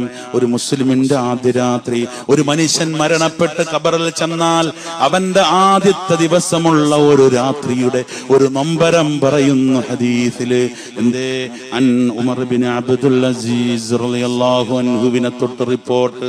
ഒരു പുരുഷൻ മഹാനായ ഉമർ ബിൻ അബ്ദുൽ അസീസ് റളിയല്ലാഹു അൻഹുവിന്റെ അരികിലേക്ക് വന്നിട്ട് പറഞ്ഞു, എന്തേ വല്ലാതെ മോശമായിരിക്കുന്നല്ലോ, വല്ലാതെ ക്ഷീണിച്ചിരിക്കുന്നല്ലോ, വല്ലാതങ്ങ് ക്ഷീണിച്ചിരിക്കുന്നല്ലോ, ഇബാദത്ത് ചെയ്തിട്ട് നിറങ്ങളങ്ങ് വ്യത്യാസം വന്നിരിക്കുന്നല്ലോ, ഇബാദത്ത് കാരണത്താൽ നിറം വ്യത്യാസമായിരിക്കുന്നു, തൊലിയൊക്കെ അങ്ങ് ചുളുങ്ങിയിരിക്കുന്നല്ലോ എന്ന് പറഞ്ഞപ്പോൾ മഹാനായ ഉമർ ബിൻ അബ്ദുൽ അസീസ് റളിയല്ലാഹു അൻഹു പറയുകയാണ്, എന്റെ യഥാർത്ഥ രൂപം നീ കണ്ടിരുന്നെങ്കിൽ എന്റെ ഈ രൂപമല്ല. ഉമർ ബിൻ അബ്ദുൽ അസീസിനോട് പറയുകയാണ്, വല്ലാത്ത തടിയുണ്ടായിരുന്നല്ലോ, തടിയൊക്കെ കുറഞ്ഞു, വല്ലാതെ സ്കെൽറ്റായിരിക്കുന്നല്ലോ, എന്താ ഈ അവസ്ഥ എന്ന് ചോദിച്ചപ്പോൾ അവിടുന്ന് പറയുകയാണ്, എന്റെ അവസ്ഥ നീ കണ്ടിരുന്നെങ്കിൽ, ഖബറടക്കിയതിന് ശേഷമുള്ള എന്റെ അവസ്ഥ നീ കണ്ടിരുന്നെങ്കിൽ ഈ അത്ഭുതമല്ല നീ ഓർക്കുക, ഇതിനെക്കാട്ടിൽ അത്ഭുതത്തോടുകൂടി നീ എന്നെ നോക്കിയേനെ. പറയുകയാണ് മഹാനായ ഉമർ ബിൻ അബ്ദുൽ അസീസ് റളിയല്ലാഹു അൻഹു പറയുക, ഫഖദ് ഖറജതു ഖദഖതാൻ ഫഖാനതാ അലൽ ഖദ്ദൈൻ. എന്റെ രണ്ട് കണ്ണുകളുണ്ടല്ലോ, കണ്ണുകള്, ഈ കണ്ണുകൾ ഇളകിയിട്ട് യഥാർത്ഥ സ്ഥലത്ത് നിന്നും ഇളകിയിട്ട് എന്റെ കവിളിലേക്ക് ഇറങ്ങിക്കിടക്കുന്ന അവസ്ഥ. ഉമർ ബിൻ അബ്ദുൽ അസീസ് റളിയല്ലാഹു അൻഹു പരിചയപ്പെടുത്തുകയാണ് വന്ന മനുഷ്യന്, എന്റെ രണ്ട് കണ്ണിളകി കവിളിലേക്ക് വന്ന് കിടക്കുന്നു. മാത്രമല്ല തഖല്ലസത്ത് ശഫത്താനി അലൽ അസ്നാൻ. ഈ ചുണ്ടുകളുണ്ടല്ലോ, ചുണ്ടുകൾ ഇളകിയിട്ട് ഈ യഥാർത്ഥ സ്ഥലത്ത് നിന്നും ചുണ്ടുകൾ ഇളകിയിട്ട് പല്ലിലേക്ക് വന്നു കിടക്കുന്ന അവസ്ഥ. അല്ലോ പടച്ചറബേ ഞങ്ങളെ കാത്തുരക്ഷിക്കണേ അല്ലോ. മാത്രമല്ല പുഴുക്കളും ചലവും ഒഴുകുന്ന അവസ്ഥ. എവിടുന്ന മിനൽ മനാഹിരി വൽ ഫം, ദ്വാരമുള്ള സർവസ്ഥലത്ത് നിന്നും വായിൽ നിന്നും പുഴുക്കളും ചീഞ്ചലവും ഒഴുകുന്ന അവസ്ഥ. കഴിഞ്ഞില്ല. നെഞ്ചിനെ കാട്ടിൽ വയറിങ്ങനെ വീർത്ത് വന്ന് ഈ വയറിങ്ങനെ വീർത്ത് വന്നിട്ട് പൊട്ടാൻ പോകുന്ന അവസ്ഥ. ഈ അവസ്ഥയിൽ നീ എന്നെ കണ്ടിരുന്നെങ്കിൽ എന്റെ പ്രിയപ്പെട്ട പൊന്നുമോനെ, നീ അത്ഭുതം കൂറില്ലായിരുന്നോ? നീ അത്ഭുതപ്പെട്ടു പോകില്ലായിരുന്നോ? കണ്ണുകൾ ഇളകി കവളിലേക്ക് വന്ന് കിടക്കുന്നു, ചുണ്ടിളകി പല്ലിലേക്ക് വന്ന് കിടക്കുന്നു. വയറുണ്ടല്ലോ വീർത്ത് ബലൂൺ പോലെ വീർത്തിട്ട് നെഞ്ചിനെ കാട്ടിൽ മുകളിൽ പൊട്ടാറായി നിൽക്കുന്നു. ഒന്ന് സങ്കൽപ്പിക്കണേ എന്റെ പ്രിയപ്പെട്ട മുസ്ലിമേ, ഒന്ന് സങ്കൽപ്പിക്കണേ എന്റെ പ്രിയപ്പെട്ട പെങ്ങളെ. ഇങ്ങനത്തെ അവസ്ഥയിൽ നീ എന്നെ കണ്ടിരുന്നെങ്കിൽ എന്റെ ഖബറിലെ ആദ്യത്തെ അവസ്ഥ, ഇതും ഒരു ഖബറിലെ കാലടി ശബ്ദമാണ്. ഇതും ഒരു ഖബറിലെ കാലടി ശബ്ദമാണ്. തീർന്നില്ല, ഇനി മറ്റൊരു സംഭവം കൂടി പറയുന്നുണ്ട്. നബി ഉമാമത്ത് റളിയല്ലാഹു, ഒരുപാട് കാര്യങ്ങളുണ്ട്, ചുരുക്കി ഖബറിന്റെ കാലടി ശബ്ദവുമായി ബന്ധപ്പെട്ട് ഞാൻ പറയാൻ. ഖബറിന്റെ ഉള്ളിൽ നമ്മൾ ഈ ദുനിയാവിൽ വെച്ച് ചെയ്യുന്ന സൽക്കർമ്മം മാത്രമാണ് അവിടെ ഉപകരിക്കുക. ആരും വരൂല, പ്രിയപ്പെട്ട ഭർത്താവ് വരൂല, മക്കള് വരൂല, എല്ലാരും ഖബറിന്റെ അരികിൽ വന്നിട്ട് ഖബറിന്റെ അരികിൽ കൊണ്ട് മൂടിയിട്ടിട്ട് എല്ലാവരും പിരിഞ്ഞു പോകും. സ്നേഹമുണ്ടെങ്കിൽ പെരുന്നാളിന് വരും, വലിയ പെരുന്നാളിന് വരും, കൊച്ചു പെരുന്നാളിന് വരും. സ്നേഹമുണ്ടെങ്കിൽ, സ്നേഹമില്ലെങ്കിൽ അതുമില്ല, തിരിഞ്ഞു നോക്കലേ ഇല്ല. ഖബറിന്റെ മുകളിൽ എത്ര കരിയിലയാ കിടക്കുന്നത്. ആ ഖബർ ആരുടെ ഖബറാണെന്ന് പോലും അറിയില്ല. വെള്ളിയാഴ്ചയും ഖബറിന്റെ അരികിൽ പോകില്ല, ഒന്ന് ഫാത്തിഹ ഓതാറില്ല, യാസീൻ ഓതാറില്ല, ഒന്നും ചെയ്യാറില്ല. ഐനൽ അബ്ദ്, എവിടെയാ എന്റെ പ്രിയപ്പെട്ട മനുഷ്യ നീ നിന്റെ സഞ്ചാരം എങ്ങോട്ടാ? അതുകൊണ്ടാ ഞാൻ പറഞ്ഞത്, ഞാനും നിങ്ങളും മരണപ്പെട്ടാൽ എത്ര ആളുകളാ ആ മയ്യത്തിൽ സമ്മേളിക്കുക, എത്ര ആളുകളാ സമ്മേളിക്കുക. അതുകൊണ്ട് ചിന്തിച്ച് അല്ലാഹുവിലേക്ക് അടുത്തോ. അൻ അബി ഉമാമത്തുൽ ബാഹിരി റളിയല്ലാഹു അൻഹു, അവരെ തൊട്ട് റിപ്പോർട്ട് ചെയ്യുകയാണ്, ബഖീഉൽ ഉർഖദിൽ കൂടി അല്ലാഹുവിന്റെ റസൂൽ മുഹമ്മദ് മുസ്തഫ, അല്ലാഹുവിന്റെ ഹബീബ് മുഹമ്മദ് മുസ്തഫ സല്ലല്ലാഹു അലൈഹി വസല്ലം തങ്ങൾ ഇങ്ങനെ നടന്നു പോകുമ്പോൾ ആ ഖബറിൽ വല്ലാത്ത ശിക്ഷ നടക്കുന്നു. അല്ലാഹുവിന്റെ ഹബീബ് പറഞ്ഞു, വല്ലദീ നഫ്സി ബിയദി ലൗ ലറബ ലർബതൻ മാ ബഖിയ ഇർഖുൻ ഇല്ലങ്കതാ. അല്ലാഹുവിന്റെ ഹബീബ് പറയുകയാണ്, ഈ ഖബറിൽ ശിക്ഷ നടക്കുന്നുണ്ട്, അതികഠിന കഠോരമായ ശിക്ഷയാണ്. ആ ശിക്ഷയുടെ വലിപ്പം നിങ്ങൾക്കറിയുമോ? ഓരോ അടിയും ആ ഖബറിലെ ആ മലക്കടിക്കുമ്പോൾ ആ അടിക്കുന്ന കാരണത്താൽ ഓരോ നാഡി നരമ്പുകൾ പൊട്ടിയിട്ടല്ലാതെ അവശേഷിക്കൂല. ഓരോ അടികൾ അടിക്കുമ്പോഴും നാഡി നരമ്പുകൾ പൊട്ടി കഷണമായി പോകുന്ന ശിക്ഷയാണ് ഈ ഖബറിൽ നടക്കുന്നതെന്ന്, ഈ ഖബറിലെ കാലടി ശബ്ദമെന്ന് ഹബീബി വറൂഹി വസനദി വഖൽബി മുഹമ്മദ് മുസ്തഫ. മാത്രമല്ല ഖബറിലെ ശിക്ഷ ആരും കേൾക്കൂല. ആ ഖബറിൽ ശിക്ഷിക്കുന്ന മലക്കിന്റെ കണ്ണിന് കാഴ്ചയില്ല, ചെവിക്ക് കേൾവി ശക്തിയില്ല. കണ്ണിന് കാഴ്ചയുണ്ടെങ്കിലേ ഈ അവസ്ഥ കാണാൻ പറ്റൂ, ചെവിക്ക് കേൾവി ശക്തി ഉണ്ടെങ്കിലേ ഈ അവസ്ഥ അറിയാൻ പറ്റൂ. ഇങ്ങനത്തെ അവസ്ഥയുള്ള മലക്കുകളാണ് ഖബറിൽ ശിക്ഷിക്കുക. ഈ ശിക്ഷ ആർക്കാണെന്ന് ചോദിച്ചപ്പോൾ മൂത്രമൊഴിച്ചിട്ട് നല്ലതുപോണം കഴുകാത്തവർക്കാണെന്ന് ഹബീബ് മുഹമ്മദ് മുസ്തഫ. എന്റെ പ്രിയപ്പെട്ട ചെറുപ്പക്കാരാ, ഇന്നത്തെ നിന്റെ പാന്റ്, ആ പാന്റിൽ നീ മൂത്രമൊടിച്ചിട്ട് എണീക്കുമ്പോൾ 3 തുള്ളി നിന്റെ പാന്റിലല്ലേ വീഴുന്നത്? 4 തുള്ളി പുറത്തും 3 തുള്ളി നിന്റെ പാന്റിലും. നീ ഉളൂ എടുത്ത് അങ്ങകത്ത് കയറുന്നു. അത് മാത്രമല്ല, നീ സുജൂദിൽ പോകുമ്പോൾ നിന്റെ ഈ മുതുകിന്റെ ഭാഗം തുറന്നു കിടക്കുകയല്ലേ. അവർക്ക് മാത്രമല്ല ഈ ശിക്ഷ. അമ്മൽ ഫുലാനത്തു കാനത്തു തഅകുലു ലുഹൂമൻ നാസ്. ഒരു കൂട്ടം പെണ്ണുങ്ങൾക്കാണ്. ആ പെണ്ണുങ്ങള് ജനങ്ങളുടെ പച്ചമാംസം തിന്നുന്നവരാ. നിന്റെ ഭർത്താവ് എങ്ങനാ, അവനെങ്ങനാ, ഇവനെങ്ങനാ? നിന്റെ ഭർത്താവിന്റെ കാര്യം നീ നോക്ക്, അന്യ ഭർത്താവിന്റെ കാര്യം അന്യവള് നോക്കട്ടെ. അവരെ പറ്റി പച്ചമാംസം തിന്നുന്ന പെണ്ണുങ്ങൾ, എവർക്കും ഈ ശിക്ഷയുണ്ടെന്ന് ഹബീബ് മുഹമ്മദ് മുസ്തഫ. ഇതും ഇങ്ങനത്തെ ഒരു കാലടി ശബ്ദവും ഖബറിലുണ്ട്. തീർന്നില്ല പ്രിയപ്പെട്ടവരെ. അല്ലാഹു റബ്ബുൽ ഇസ്സത്തായ തമ്പുരാൻ നമുക്ക് ഭക്ഷണം തരുന്നു, പാനീയം തരുന്നു, നമുക്ക് സമ്പത്ത് തന്നിട്ടുണ്ട്, സർവ്വതും തന്നിട്ടുണ്ട്. പക്ഷേ അതിൽ നിന്നെല്ലാം പിന്തിരിഞ്ഞ് അന്യവന്റെ മുതല് തിന്നുന്നവരുണ്ട്. എത്ര രൂപയാ അറബിയുടെ പൈസ അടിച്ചു മാറ്റിയവർ, എത്ര രൂപയാ കടയിൽ നിന്നും മോഷ്ടിച്ചവർ. 1 കിലോ ഏത്തക്ക ഇങ്ങെടുക്കണേ എന്നും പറഞ്ഞിട്ട് കടക്കാരൻ എടുക്കൽ പറഞ്ഞിട്ട് എത്ര തേങ്ങയാ നിന്റെ സഞ്ചിയിലിട്ട് കൊണ്ടുപോയത്? ചിന്തിച്ചിട്ടുണ്ടോ? എന്നാൽ മഹാനായ ഈസാ നബി അലൈഹിസ്സലാം ഒരു നാളിൽ ഒരു ശ്മശാനത്തിൽ കൂടി കടന്നു പോകുമ്പോൾ ആ ശ്മശാനത്തിലുള്ള ആളിനെ ഈസാ നബി അലൈഹിസ്സലാം വിളിച്ചുണർത്തി അള്ളാഹുവിന്റെ പ്രത്യേകരമായ കഴിവ് കൊണ്ട് എണീക്കുക എന്ന് ഈസാ നബി അലൈഹിസ്സലാം അയാളോട് പറഞ്ഞു. എന്നിട്ട് ഈസാ നബി അലൈഹിസ്സലാം ആ മനുഷ്യനോട് ചോദിച്ചു, നിന്റെ അവസ്ഥ എന്താണ്? മരിച്ചുപോയ മനുഷ്യനെ ഉണർത്താനുള്ള കഴിവ് മഹാനായ ഈസാ നബി അലൈഹിസ്സലാത്തു വസ്സലാമിന് അള്ളാഹു കൊടുത്തിട്ടുണ്ട്. ആ കൊടുത്തിട്ടുള്ളത് കൊണ്ട് തന്നെ ഈസാ നബി അലൈഹിസ്സലാത്തു വസ്സലാം വിളിച്ചുണർത്തി ഖബറിലെ മനുഷ്യനെ, എന്താ നിന്റെ അവസ്ഥ, സുഖം തന്നെയല്ലേ? വിളിച്ചു ചോദിച്ചപ്പോൾ അവിടുന്ന് പറഞ്ഞു, സുഖം തന്നെയാണ്, പക്ഷേ എനിക്കൊരു വല്ലാത്ത അവസ്ഥയിലാണ് ഞാൻ. അദ്ദേഹം പറയുകയാണ്, കാല കുന്തു ഹുമ്മാലൻ അങ്കുലുന്നാസ് ഫനഖൽതു ഹജബാ. ഞാൻ ദുനിയാവിൽ വെച്ച് ഒരു വിറക് ചുമട്ട് തൊഴിലാളിയായിരുന്നു ഞാൻ. എന്റെ പ്രിയപ്പെട്ടവരെ ചിന്തിക്കുക, ചെറുപ്പക്കാരാ ചിന്തിക്കുക, ചെറുപ്പക്കാരികളെ ചിന്തിക്കുക. ഞാൻ ദുനിയാവിൽ വെച്ച് ഒരു വിറക് ചുമട്ട് തൊഴിലാളിയായിരുന്നു ഞാൻ. ആ വിറക് ചുമട്ട് തൊഴിലാളിയായിരുന്നപ്പോൾ വിറകുകൾ വീട്ടിലേക്ക് കൊണ്ടു കൊടുക്കുന്ന പണിയാണ് എനിക്ക്. അങ്ങനെ കൊണ്ടു കൊടുക്കുന്ന സന്ദർഭത്തിൽ ഒരു നിമിഷത്തിൽ ഞാൻ ആ വിറകിന്റെ ഒരു ചീളെടുത്തിട്ട് എന്റെ പല്ലൊന്നു കുത്തിപ്പോയി. അതും കൊണ്ട് സ്വർഗത്തിലേക്ക് കയറാൻ എന്നെ അനുവദിക്കും. പക്ഷേ എനിക്ക് സ്വർഗത്തിൽ കടക്കാൻ കഴിയുന്നില്ല. കാരണം എന്തേ?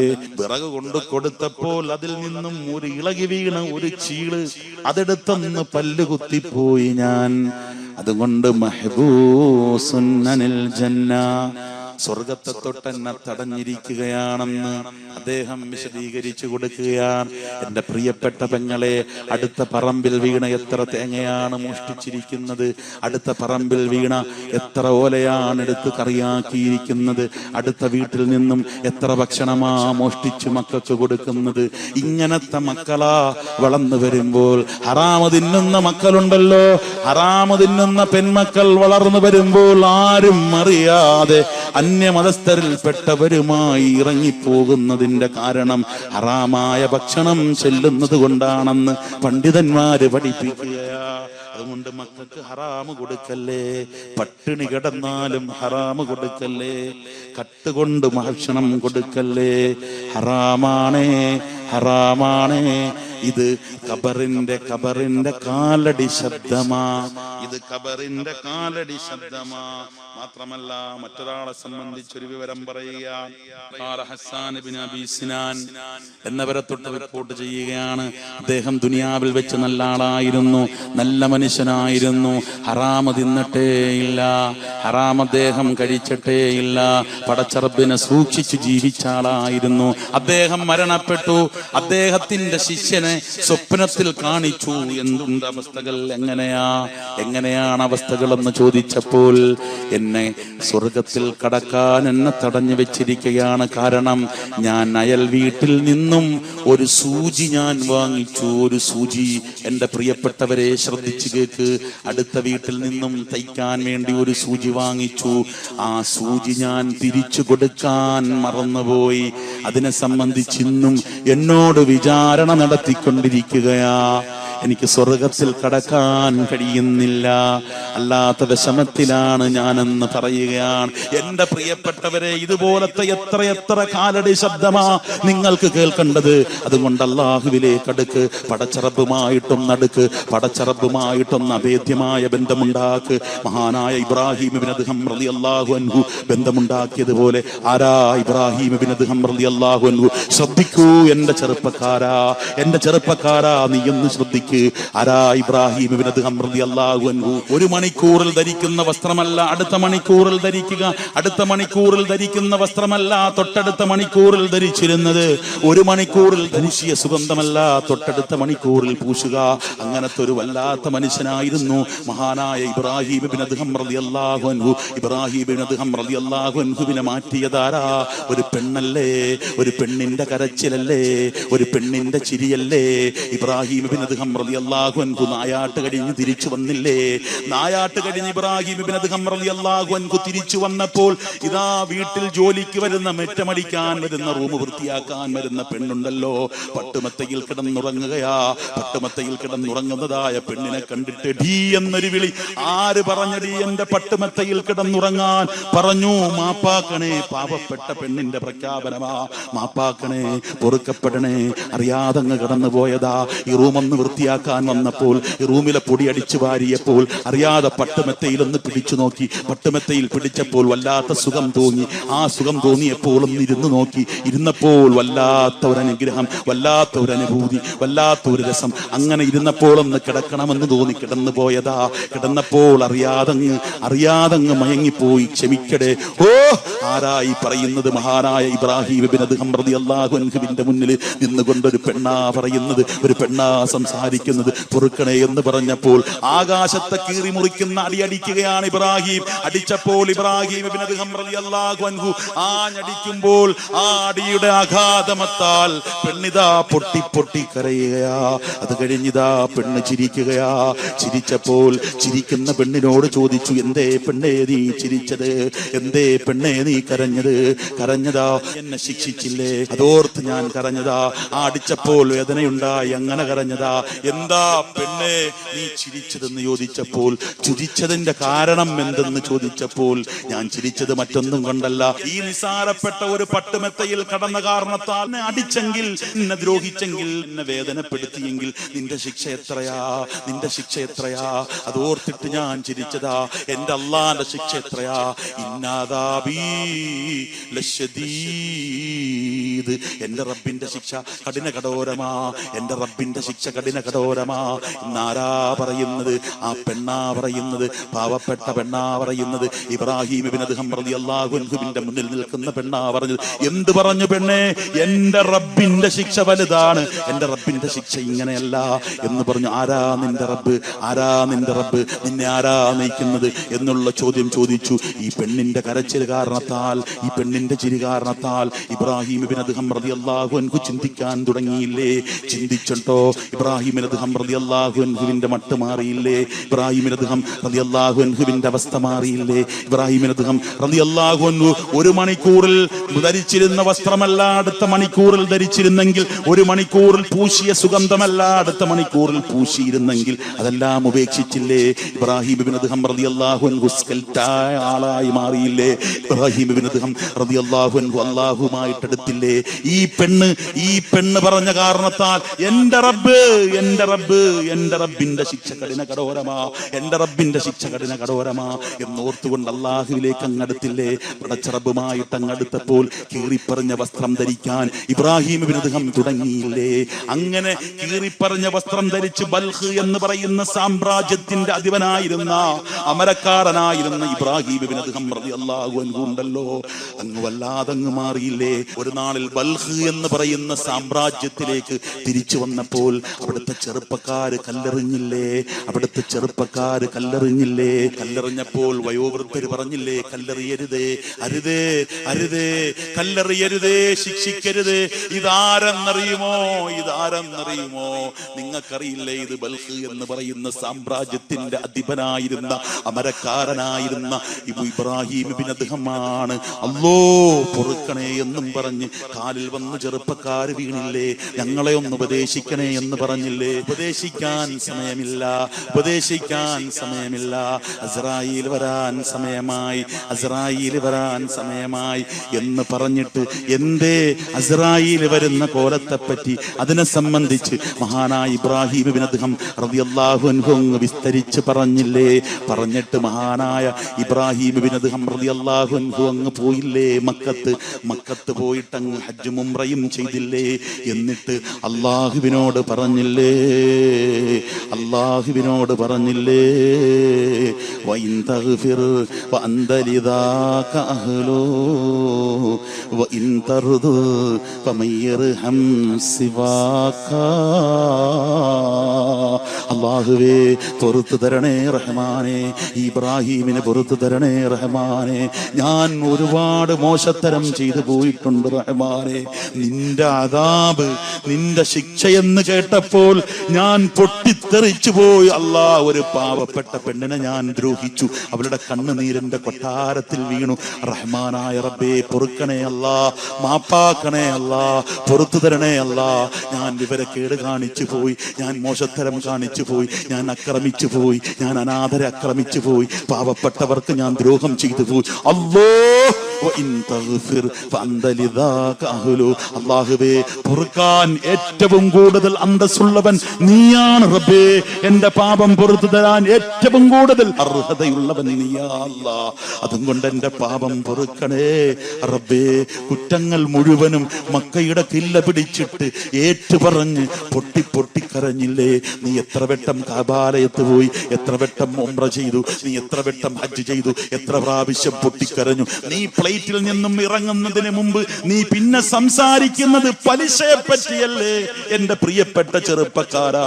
പലിശയെ പറ്റിയല്ലേ? ഉംറ കഴിഞ്ഞ് തിരിച്ചു വന്നിട്ട് ബാക്കിയിരിക്കുന്ന പൈസയും, മോൾ അയച്ച പൈസയും, മോൻ കൊടുത്തുവിട്ട പൈസയും, ആ സ്വർണവും എല്ലാം കൂടി വിറ്റിട്ട് ഈ ബാങ്കിൽ നിന്നും അടുത്ത ബാങ്കിലേക്ക് പലിശയ്ക്ക് വേണ്ടി ഒരുക്കിയില്ലേ? എന്റെ പ്രിയപ്പെട്ട മുസ്ലിമേ, നീയും ഉണരുക. പലിശ നിന്റെ മക്കളെ കൊണ്ട് തൊടിയിക്കരുത്, നീയും കടിക്കരുത്. അങ്ങനെ പലിശയുടെ എത്ര ഭക്ഷണമാ നീ കടിച്ചത്? പൊറുക്കുമോ, പൊറുക്കുമോ പ്രിയപ്പെട്ടവരെ? എന്നാൽ നീ അല്ലാഹുവിലേക്ക് അടുക്ക്. കഅബ പിടിച്ച് കില്ല പിടിച്ച് ദുആ ചെയ്താൽ പിന്നെ ആ പാപത്തിലേക്ക്, തെറ്റിലേക്ക് പോകില്ല എന്ന് ശപഥം ചെയ്തിട്ട് നീ നാട്ടിലേക്ക് വന്ന് നിന്റെ രൂപം മാറിയില്ലേ? നിന്റെ പാപം മാറിയില്ലേ? എന്റെ പ്രിയപ്പെട്ട ഉമ്മ, എത്ര വട്ടം നീ കഅബാലയത്ത് പോയി? എന്റെ പ്രിയപ്പെട്ട സഹോദരി, എത്ര വട്ടം നീ കഅബാലയത്ത് പോയി? എത്ര വട്ടം മുത്തുനബിയുടെ റൗളയിൽ തൊട്ടു? എത്ര വട്ടം മുത്തുനബിയുടെ റൗളയിൽ ചെന്നിട്ട് നെടുവീർപ്പോടുകൂടി അസ്സലാത്തു വസ്സലാമു അലൈക യാ ഹബീബല്ലാഹ്, അസ്സലാത്തു വസ്സലാമു അലൈക യാ റസൂലല്ലാഹ്, അസ്സലാത്തു വസ്സലാമു അലൈക യാ ഖൈറ ഖൽഖില്ലാഹ്. ഇതൊക്കെ പറഞ്ഞ് നീ സലാത്തും സലാമും പറഞ്ഞ് ദുആ ചെയ്ത് പൊട്ടിക്കരഞ്ഞിട്ട് ഈന്തപ്പഴവും സംസവും വെള്ളവുമായി ഈ നാട് മുഴുവനും കൊണ്ടുകൊടുത്തിട്ട് പിറ്റേന്ന് മുതൽ കൊണ്ടുപോയ സർവരെ പറ്റിയും നീ പുച്ഛിച്ചു തള്ളിയില്ലേ? എന്തേ നീ റബ്ബിലേക്ക് അടുക്കാത്തത്? എന്തേ നീ റബ്ബിലേക്ക് അടുക്കാത്തത്? എന്തേ നീ ഖബറിലെ കാലടി ഒച്ച നീ കേൾക്കാത്തത്? ഖബറിന്റെ ശബ്ദം നീ കേൾക്കാത്തത് എന്തേ എന്റെ പ്രിയപ്പെട്ട പെങ്ങളെ? എന്നിട്ട് മഹാനായ ഇബ്രാഹിം ഇബ്നു അദ്ഹം റളിയല്ലാഹു അൻഹു കഅബയുടെ കില്ല പിടിച്ച് സർവ്വ പാപങ്ങളും ഞാൻ ഇന്നത് ചെയ്തു, ഇന്ന തെറ്റ് ചെയ്തു, ഇന്ന തെറ്റ് ചെയ്തു, ഇന്ന തെറ്റ് ചെയ്തു, പൊറുത്തു തരണം, പൊറുക്കാൻ ഏറ്റവും കൂടുതൽ അർഹൻ നീയാണ്. അല്ലാഹുവേ പൊറുക്കാതെ എന്നെ നീ ആട്ടിവിടുകയാണെങ്കിൽ, ഈ സ്ഥലത്ത് നിന്നും, ഈ ഹറമിൽ നിന്നും, ഈ പോരിശയുള്ള സ്ഥലത്ത് നിന്നും എന്നെ നീ ആട്ടിപ്പായിക്കുകയാണെങ്കിൽ ആരാണ് റബ്ബേ എനിക്ക് അനുഗ്രഹം ചെയ്യുക? ആരാണ് റബ്ബേ എനിക്ക് കരുണ ചെയ്യുക? എന്നെ ഇവിടെ നിന്നും ആട്ടിപ്പായിച്ച് നീ ഓട്ടിക്കുകയാണെങ്കിൽ ആരാ റബ്ബേ എനിക്ക് കരുണ ചെയ്യുക? ആരാ റബ്ബേ എനിക്ക് അനുഗ്രഹം ചെയ്യുക? എന്ന് പറഞ്ഞ് പറഞ്ഞ് പറഞ്ഞ് കഅബയുടെ കില്ല പിടിച്ച് അവിടെ കിടന്ന് മരിച്ച ഏറ്റവും വലിയ വ്യക്തിത്വവും ഏറ്റവും വലിയ വലിയും അള്ളാഹുവുമായിട്ട് ഏറ്റവും കൂടുതൽ ഈ അടുത്ത കാലത്തടുത്തു എന്ന് ചരിത്രം ഉല്ലേഖനം ചെയ്യപ്പെട്ട മഹാനുഭാവനല്ലേ മഹാനായ ഇബ്രാഹിം ഇബ്നു അദ്ഹം റളിയല്ലാഹു അൻഹു. അതുകൊണ്ട് എന്റെ ചെറുപ്പക്കാരാ, നീ നിന്റെ ശംഭുവെപ്പൊന്ന് നിർത്ത്. ചെറുപ്പക്കാരാ, നിന്റെ മദ്യപാനം ഒന്ന് നിർത്ത്. ശഅബാൻ മാസത്തിലാ അള്ളാഹുവുമായിട്ടെടുക്ക്, പടച്ചറബുമായിട്ടെടുക്ക്. അള്ളാഹുവുമായിട്ടെടുത്തിട്ട് പടച്ചറബിന്റെ സാമീപ്യം കരസ്ഥമാക്ക്. എനിക്ക് സ്വർഗം വേണം, എനിക്ക് സ്വർഗം വേണം. ഇവിടെ സ്വർഗത്തിൽ കടക്കാതെ രണ്ടുപേരെ അള്ളാഹു തടഞ്ഞു വെച്ചിരിക്കുന്നു. ഒരാള് ആരായിരുന്നു? ചുമട്ടുതൊഴിലാളി, വിറക് കൊണ്ടുപോകുന്ന ആള്. ആ വിറകിന്റെ ഒരു ചീലെടുത്ത് പല്ലുകുത്തി, അനുവാദമില്ലാതെ, അന്യവന്റെ അനുവാദമില്ലാതെ പല്ലുകുത്തി എന്ന കാരണത്താൽ മറ്റൊരാളോ സൂചി കടം വാങ്ങിച്ചു. 50 പൈസയുടെയോ 2 രൂപയുടെയോ സൂചി വാങ്ങിച്ചിട്ട് കൊടുക്കാൻ കഴിഞ്ഞില്ല. കൊടുക്കാൻ കഴിയാത്തത് കൊണ്ട് അള്ളാഹു സ്വർഗത്തിൽ കടത്തുന്നില്ല എന്ന് പറഞ്ഞെങ്കിൽ എന്റെ പ്രിയപ്പെട്ട മുസ്ലിമേ, നീ ചെയ്ത പാപം ചങ്കത്ത് കൈവച്ചിട്ട് നീ ഒന്ന് ചിന്തിക്ക്. എങ്ങനെയാ ഈ പാപം തീർക്കുക? എങ്ങനെയാ ഈ പാപം കഴിയുക? പരിശുദ്ധമാക്കപ്പെട്ട പള്ളിയുണ്ട്, പരിശുദ്ധമായ മാസങ്ങളാ കടന്നു വരുന്നത്. ആ മാസത്തിൽ നീ പള്ളിയിലേക്ക് കടക്ക്, മൂത്തവരെ ബഹുമാനിക്ക്, ഇളയവരുമായി നീ സ്നേഹം കാണിക്ക്, ഇളയവരുമായി ആത്മബന്ധമുണ്ടാക്ക്, വിധവകളെ നീ സംരക്ഷിക്ക്, അവർക്ക് വേണ്ടി സംഘടനക്കാർ സഹായം ഒഴുക്ക്. യതീമക്കളെ ഒന്ന് തരോട്. പൊന്നുമോനെ സ്വർഗമാ, പൊന്നുമോനെ സ്വർഗമാ. ഇത് ഹബീബായ മുത്ത് ഹബീബാ പറയുന്നത്, ഇത് വിനീതൻ സിയാദ് മന്നാനി അല്ല പറയുന്നത്, അള്ളാന്റെ ഹബീബാ പറയുന്നത്. എന്റെ യതീമക്കളെ സഹായിച്ചാൽ അവർ സ്വർഗത്തിൽ ഹാക്കതാ. ഇപ്രകാരം 2 വിരലിന്റെ അടുപ്പം എന്നോടൊപ്പം സ്വർഗത്തിലാണെന്ന് പറഞ്ഞെങ്കിൽ യതീമക്കളെ സംരക്ഷിക്ക്. ഉമ്മയും ഉപ്പയും ഇല്ലാതെ കിതാബ് വാങ്ങാൻ പണമില്ലാതെ എത്ര കുഞ്ഞുങ്ങളാ ദറസിൽ അന്തേവാസികളായി വിശ്രമം കൊള്ളുന്നത്. അവരെ സഹായിക്ക്, അവരുമായി ആത്മബന്ധമുണ്ടാക്ക്. എന്നിട്ട് നീ അള്ളാഹുവിലേക്ക് അടുക്ക്. അല്ല നിന്റെ പാപം പൊറുക്കും. അല്ല നമ്മളെ അനുഗ്രഹിക്കുമാറാകട്ടെ. അൽഹംദുലില്ലാഹി റബ്ബിൽ ആലമീൻ ഹംദൻ യുവാഫി നിഅമഹു വയുകാഫിഉ മസീദാ. അല്ലാഹുമ്മ സ്വല്ലി വസല്ലിം അലാ റസൂലിക സയ്യിദിനാ മുഹമ്മദ് വഅലാ ആലി സയ്യിദിനാ വനബിയിനാ വമൗലാനാ മുഹമ്മദ്.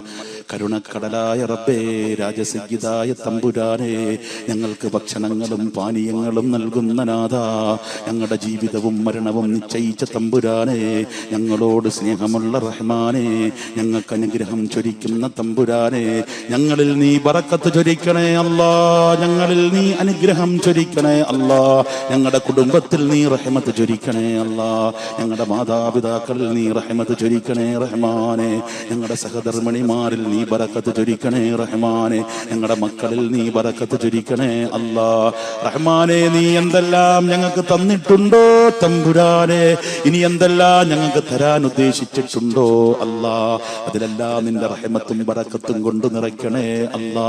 ഞങ്ങളെ എല്ലാ ബലാ മുസീബത്ത് ഇടങ്ങേറുകളെ തൊട്ട് കാക്കണേ അല്ലാ. വാഹനാപകടങ്ങൾ, അപകട മരണങ്ങൾ, വെന്തുരുകുന്ന മരണങ്ങൾ, ഛന്നഭിന്നമാകുന്ന മരണങ്ങൾ, മാരകമായ രോഗങ്ങൾ ഞങ്ങളെ കാത്തുരക്ഷിക്കണേ അല്ലാ റഹ്മാനെ. ദൈനംദിനം ഞങ്ങൾ അറിഞ്ഞുകൊണ്ടിരിക്കുന്നത് അപകട മരണങ്ങളാ അല്ലാ, ദൈനംദിനം ഞങ്ങൾ അറിഞ്ഞുകൊണ്ടിരിക്കുന്നത് അപകട മരണങ്ങളാ അല്ലാ റഹ്മാനെ. ഛന്നഭിന്നമായി മരിക്കുന്ന മരണങ്ങളാ അല്ലാ, നീ കാത്തുരക്ഷിക്കണേ റഹ്മാനെ. ഞങ്ങളുടെ മക്കളെ നീ കാത്തുരക്ഷിക്കണേ റഹ്മാനെ. അല്ലാഹുവേ, വെള്ളപ്പാണ്ടുകളെ തൊട്ട് ഞങ്ങളെ കാത്തുരക്ഷിക്കണേ അല്ലാ. മാരകവും ഭീകരവുമായ രോഗം ഞങ്ങൾക്ക് തരല്ലേ അല്ലാ. ക്യാൻസറുകൾ ഞങ്ങൾക്ക് തരല്ലേ അല്ലാ. പ്ലേഗുകൾ ഞങ്ങൾക്ക് തരല്ലേ അല്ലാ. കുഷ്ഠങ്ങൾ ഞങ്ങൾക്ക് തരല്ലേ അല്ലാ. വെള്ളപ്പാണ്ടുകൾ ഞങ്ങൾക്ക് തരല്ലേ റബ്ബേ. ബ്രെയിൻ ട്യൂമറുകൾ ഞങ്ങൾക്ക് തരല്ലേ അല്ലാ. മാരകവും ഭീകരവുമായ ഏതെല്ലാം രോഗങ്ങളുണ്ടോ റബ്ബേ, ആ രോഗങ്ങളെ തൊട്ട് ഞങ്ങളെയും ഞങ്ങളുടെ ബന്ധുമിത്രാദികളെയും നീ കാത്തുരക്ഷിക്കണേ അല്ലാ. ഞങ്ങളുടെ ശരീരത്തിന്റെ ഉള്ളറകളിലെങ്ങാണം ഏതെങ്കിലും മാരകമായ ഭീകരമായ ഏതെങ്കിലും രോഗത്തിന്റെ വൈറസ് ഉണ്ടെങ്കിൽ അത് നീ നശിപ്പിക്കണേ അല്ലാ. ഞങ്ങൾ ഈ മജ്‌ലിസ് ചൊല്ലിയ സ്വലാത്തിന്റെ ബറക്കത്ത് കൊണ്ട് നീ ഇല്ലാതാക്കണേ റഹ്മാനെ. മാരകവും ഭീകരവുമായ ഏതെങ്കിലും രോഗത്തിന്റെ വൈറസ് ഈ നാട്ടിലുണ്ടെങ്കിൽ, ഈ നാട്ടിലുള്ള ഏതെങ്കിലും ഒരു ഉമ്മമാരിലോ ഒരു സഹോദരിയിലോ ഒരു സഹോദരനിലോ ഒരു സഹോദര സമുദായ സമുദായത്തിൽപ്പെട്ട ഒരു പുരുഷനിലോ ഉണ്ടെങ്കിൽ അത് നീ ഇല്ലാതാക്കണേ റഹ്മാനെ. ഈ മജ്ലിസിന്റെ ബറക്കത്ത് കൊണ്ട് നീ അത് ഇല്ലാതാക്കണേ റഹ്മാനെ. ഈ മജ്ലിസിന്റെ ബറക്കത്ത് കൊണ്ട് നീ അത് കരിച്ചു കളയണേ അല്ലാ, കരിച്ചു കളയണേ അല്ലാ, കരിച്ചു കളയണേ അല്ലാ. ഞങ്ങളുടെ ആപതുള്ള ശരീരം നീ തളർത്തല്ലേ റഹ്മാനെ. ഞങ്ങളുടെ ആപതുള്ള ശരീരം തളർന്നു പോയിട്ട് റഹ്മാനായ റബ്ബേ, കിടന്ന കിടപ്പിൽ മലമൂത്ര വിസർജനം ചെയ്തു പോകുന്ന ഇവനൊന്ന് മരിച്ചിരുന്നെങ്കിലും ആഗ്രഹിക്കുന്ന രോഗം ഞങ്ങൾക്ക് തരല്ലേ തമ്പുരാനെ, ഞങ്ങൾക്ക് തരല്ലേ തമ്പുരാനെ. ഞങ്ങളുടെ കൈകാലവയവങ്ങൾ മുറിക്കുന്ന അവസ്ഥ തരല്ലേ റഹ്മാനെ. ഞങ്ങളുടെ കൈകാലവയവങ്ങൾ മുറിച്ചു മാറ്റുന്ന രോഗം ഞങ്ങൾക്ക് തരല്ലേ തമ്പുരാനെ. ഞങ്ങളുടെ പള്ളിയെ നീ അനുഗ്രഹിക്കണേ അല്ലാ, ഞങ്ങളുടെ പള്ളി നിവാസികളെ നീ അനുഗ്രഹിക്കണേ അല്ലാ. ഞങ്ങൾ ജോലി ചെയ്യുന്നിടത്ത് ഞങ്ങളോട് വല്ലാത്ത സ്നേഹമുള്ളവരുണ്ട് റഹ്മാനെ, വല്ലാത്ത ബഹുമാനമുള്ളവരുണ്ട് റഹ്മാനെ. ഞങ്ങളെ എന്നും പറഞ്ഞു നടക്കുന്നവരുണ്ട് റഹ്മാനെ, എപ്പോഴും ഞങ്ങളുടെ കൂടുള്ളവരുണ്ട് റഹ്മാനെ. എന്ത് പറഞ്ഞാലും മാറിപ്പോകാത്തവരുണ്ട് റഹ്മാനെ. എന്ത് വൈദേശത്തോടു കൂടി പറഞ്ഞാലും പിന്നെയും പിന്നെയും മടുത്ത് ഞങ്ങളോടൊപ്പം തള്ളക്കോടികൾ കുഞ്ഞുങ്ങളോട് വരുന്നത് പോലെ വരുന്നവരുണ്ട് റഹ്മാനെ. അനുഗ്രഹിക്കണേ അല്ലാ, അനുഗ്രഹിക്കണേ അല്ലാ. അല്ലാഹുവേ, അവരെ നീ അനുഗ്രഹിക്കണേ തമ്പുരാനെ. അവരുടെ കുടുംബത്തെ നീ അനുഗ്രഹിക്കണേ അല്ലാ. അവരുടെ വീടിന്റെ പണി എത്രയും പെട്ടെന്ന് നീ തീർക്കണേ അല്ലാ. ഞങ്ങളുടെ കുടുംബത്തിൽപ്പെട്ട ഞങ്ങളോട് ബന്ധപ്പെട്ട പലരും റബ്ബേ കഷ്ടപ്പെടുന്നവരുണ്ട് റഹ്മാനെ. പ്രഭാത പുലരിയിൽ ജോലിക്ക് പോകുന്നവരുണ്ട് റഹ്മാനെ. പ്രഭാത പുലരിയിൽ ജോലിക്ക് പോകുന്ന ഒരു വീടിന്റെ നെടുന്തൂണായ ആള് പ്രഭാത പുലരിയിൽ ജോലിക്ക് പോയി മടങ്ങിയെത്തുമ്പോൾ വെള്ളയിൽ പൊതിഞ്ഞു കൊണ്ടുവരുന്നത് ഞങ്ങൾക്ക് സഹിക്കാൻ കഴിയില്ല റബ്ബേ. ഞങ്ങളുടെ വീടിന്റെ നെടുന്തൂണായ കുടുംബത്തെ പോറ്റേണ്ട പൊന്നുമോൻ, പെങ്ങന്മാരെ കെട്ടിക്കേണ്ട പൊന്നുമോൻ, കുഞ്ഞുമക്കളുടെ ഉപ്പയായ പൊന്നുമോൻ പ്രഭാതത്തിൽ ജോലിക്ക് പോകുന്നു റബ്ബേ. വാഹനം ഇടിച്ചു മരിക്കുന്നു അല്ലാഹുവേ. വൈകുന്നേരം കാണുന്നത്, ഭാര്യ കാണുന്നത്, മക്കള് കാണുന്നത് മരിച്ചു വന്ന അല്ലാഹുവേ വെള്ളയിൽ പൊതിഞ്ഞതായ മയ്യിത്താണല്ലോ അല്ലാ. ഒരു പെണ്ണിനെ സംബന്ധിച്ചിടത്തോളം അവളുടെ നട്ടെല്ല് പൊട്ടുന്നതിന് തുല്യമാണല്ലോ അല്ലാ. ഭാര്യ വിധവയാകുന്നു റഹ്മാനെ, മക്കള് യതീമുകളാകുന്നു റഹ്മാനെ. ഈ അടുത്തൊരു മരണത്തിൽ പങ്കെടുത്തു റഹ്മാനെ. മരണത്തിൽ പങ്കെടുത്ത് അവസാനം അടുക്കാറായപ്പോൾ മയ്യത്ത് പൊതിഞ്ഞു തീർന്ന് മുഖം കൂടി മൂടാൻ പോയപ്പോൾ ഇനി ആരെങ്കിലും കാണാനുണ്ടോ എന്ന് മയ്യത്ത് പൊതിയുന്നവർ വിളിച്ചു ചോദിച്ചപ്പോൾ കാണാനുണ്ട്, കാണാനുണ്ടെന്നും പറഞ്ഞ് 10, 9, 7 വയസ്സുള്ള പിഞ്ചുമക്കള് വന്നിട്ട് ചുടുചുടാ ചുംബനം കൊടുക്കുമ്പോൾ ആ ചുംബനം കൊടുക്കുന്ന സന്ദർഭത്തിൽ കണ്ണിൽ നിന്നും ഉതിർന്നു വീഴുന്നത് ചോരയാണല്ലോ റബ്ബേ, കണ്ണുനീരല്ലല്ലോ അല്ലാ. യതീമക്കളെ നീ പരിഗണിക്കണേ. ഞങ്ങളുടെ ഭാര്യമാരെ നീ വിധവകളാക്കല്ലേ അല്ലാ. മക്കളുമാരെ നീ യതീമുകളാക്കല്ലേ അല്ലാ. ഞങ്ങളുടെ മാതാപിതാക്കൾക്ക് നീ ദീർഘായുസ്സും ആയുരാരോഗ്യവും ആഫിയത്തും കൊടുത്ത് അനുഗ്രഹിക്കണേ അല്ലാ. ഞങ്ങളുടെ വയോവൃദ്ധരായ ഞങ്ങളുടെ ഉസ്താദുമാരുണ്ട് റബ്ബേ, അവർക്ക് നീ ആഫിയത്ത് കൊടുക്കണേ അല്ലാ. ഖൈറ് ചൊരിക്കണേ അല്ലാ, അഭിവൃദ്ധി ചൊരിക്കണേ അല്ലാ. അല്ലാഹുവേ, ഞങ്ങളോട് ദുആ കൊണ്ട് പലരും വസിയ്യത്ത് ചെയ്തിട്ടുണ്ട് റഹ്മാനെ. അല്ലാഹുവേ, അവർ ഉദ്ദിഷ്ട കാര്യങ്ങളൊക്കെ നീ സബലീകരിച്ചു കൊടുക്കണേ റഹ്മാനെ. പ്രഭാത പുലരിയിൽ പഠിക്കാൻ പോകുന്ന ഞങ്ങളുടെ പൊന്നരുമകൾ റബ്ബേ, ഞങ്ങൾ ചുടുചുംബനം കൊടുത്തു വിടുന്നു റബ്ബേ. പ്രദോഷത്തിൽ വെള്ളയിൽ പൊതിഞ്ഞ ഞങ്ങളുടെ അരുമക്കളുടെ മയ്യത്ത് ഞങ്ങളുടെ ഉമ്മറത്ത് കൊണ്ടുവരുന്നത് ഞങ്ങൾക്ക് സഹിക്കാൻ കഴിയില്ലല്ലോ, ഞങ്ങൾക്ക് താങ്ങാൻ കഴിയില്ല റഹ്മാനെ. അല്ലാഹുവേ, ഞങ്ങളുടെ മക്കളെ കാത്തുകൊള്ളണേ അല്ലാ. ഞങ്ങളുടെ പൊന്നരിമകളെ കാത്തുകൊള്ളണേ അല്ലാ. ഞങ്ങളുടെ പെൺമക്കളെ റബ്ബേ സ്വാലിഹത്താക്കണേ അല്ലാ, ആലിമത്താക്കണേ അല്ലാ, ഹാഫിളത്താക്കണേ അല്ലാ. ഞങ്ങളുടെ ആൺമക്കളെ ആലിമാക്കണേ അല്ലാ, ഹാഫിളാക്കണേ അല്ലാ. റഹ്മാനായ റബ്ബേ, ഈ കൂട്ടത്തെ നീ സ്വീകരിക്കണേ അല്ലാ. ഈ താഴത്തറ എന്ന് പറഞ്ഞ നാടിനെ നീ സ്വീകരിക്കണേ അല്ലാ. സ്വലാത്തിന്റെ ബറക്കത്ത് കൊണ്ട് സ്വീകരിക്കണേ അല്ലാ. ഈ നാട്ടിൽ ഒരുമിച്ച് കൂടിയ ഉസ്താദുമാരെ നീ സ്വീകരിക്കണേ അല്ലാ. കമ്മിറ്റി പരിപാലന സമിതികളെ സ്വീകരിക്കണേ അല്ലാ. ഇവിടെ സമ്മേളിച്ചവരെ നീ സ്വീകരിക്കണേ അല്ലാ. സമ്മേളിച്ച മുത്തഅല്ലിമുകളെ നീ സ്വീകരിക്കണേ അല്ലാ. അല്ലാഹുവേ ഇവിടെ സമ്മേളിച്ച ചെറുപ്പക്കാരെയും മധ്യവയസ്കരെയും സഹോദരിമാരെയും കൊച്ചു സഹോദരിമാരെയും കൊച്ചു കുഞ്ഞുങ്ങളെയും നീ എല്ലാവരെയും സ്വീകരിക്കണേ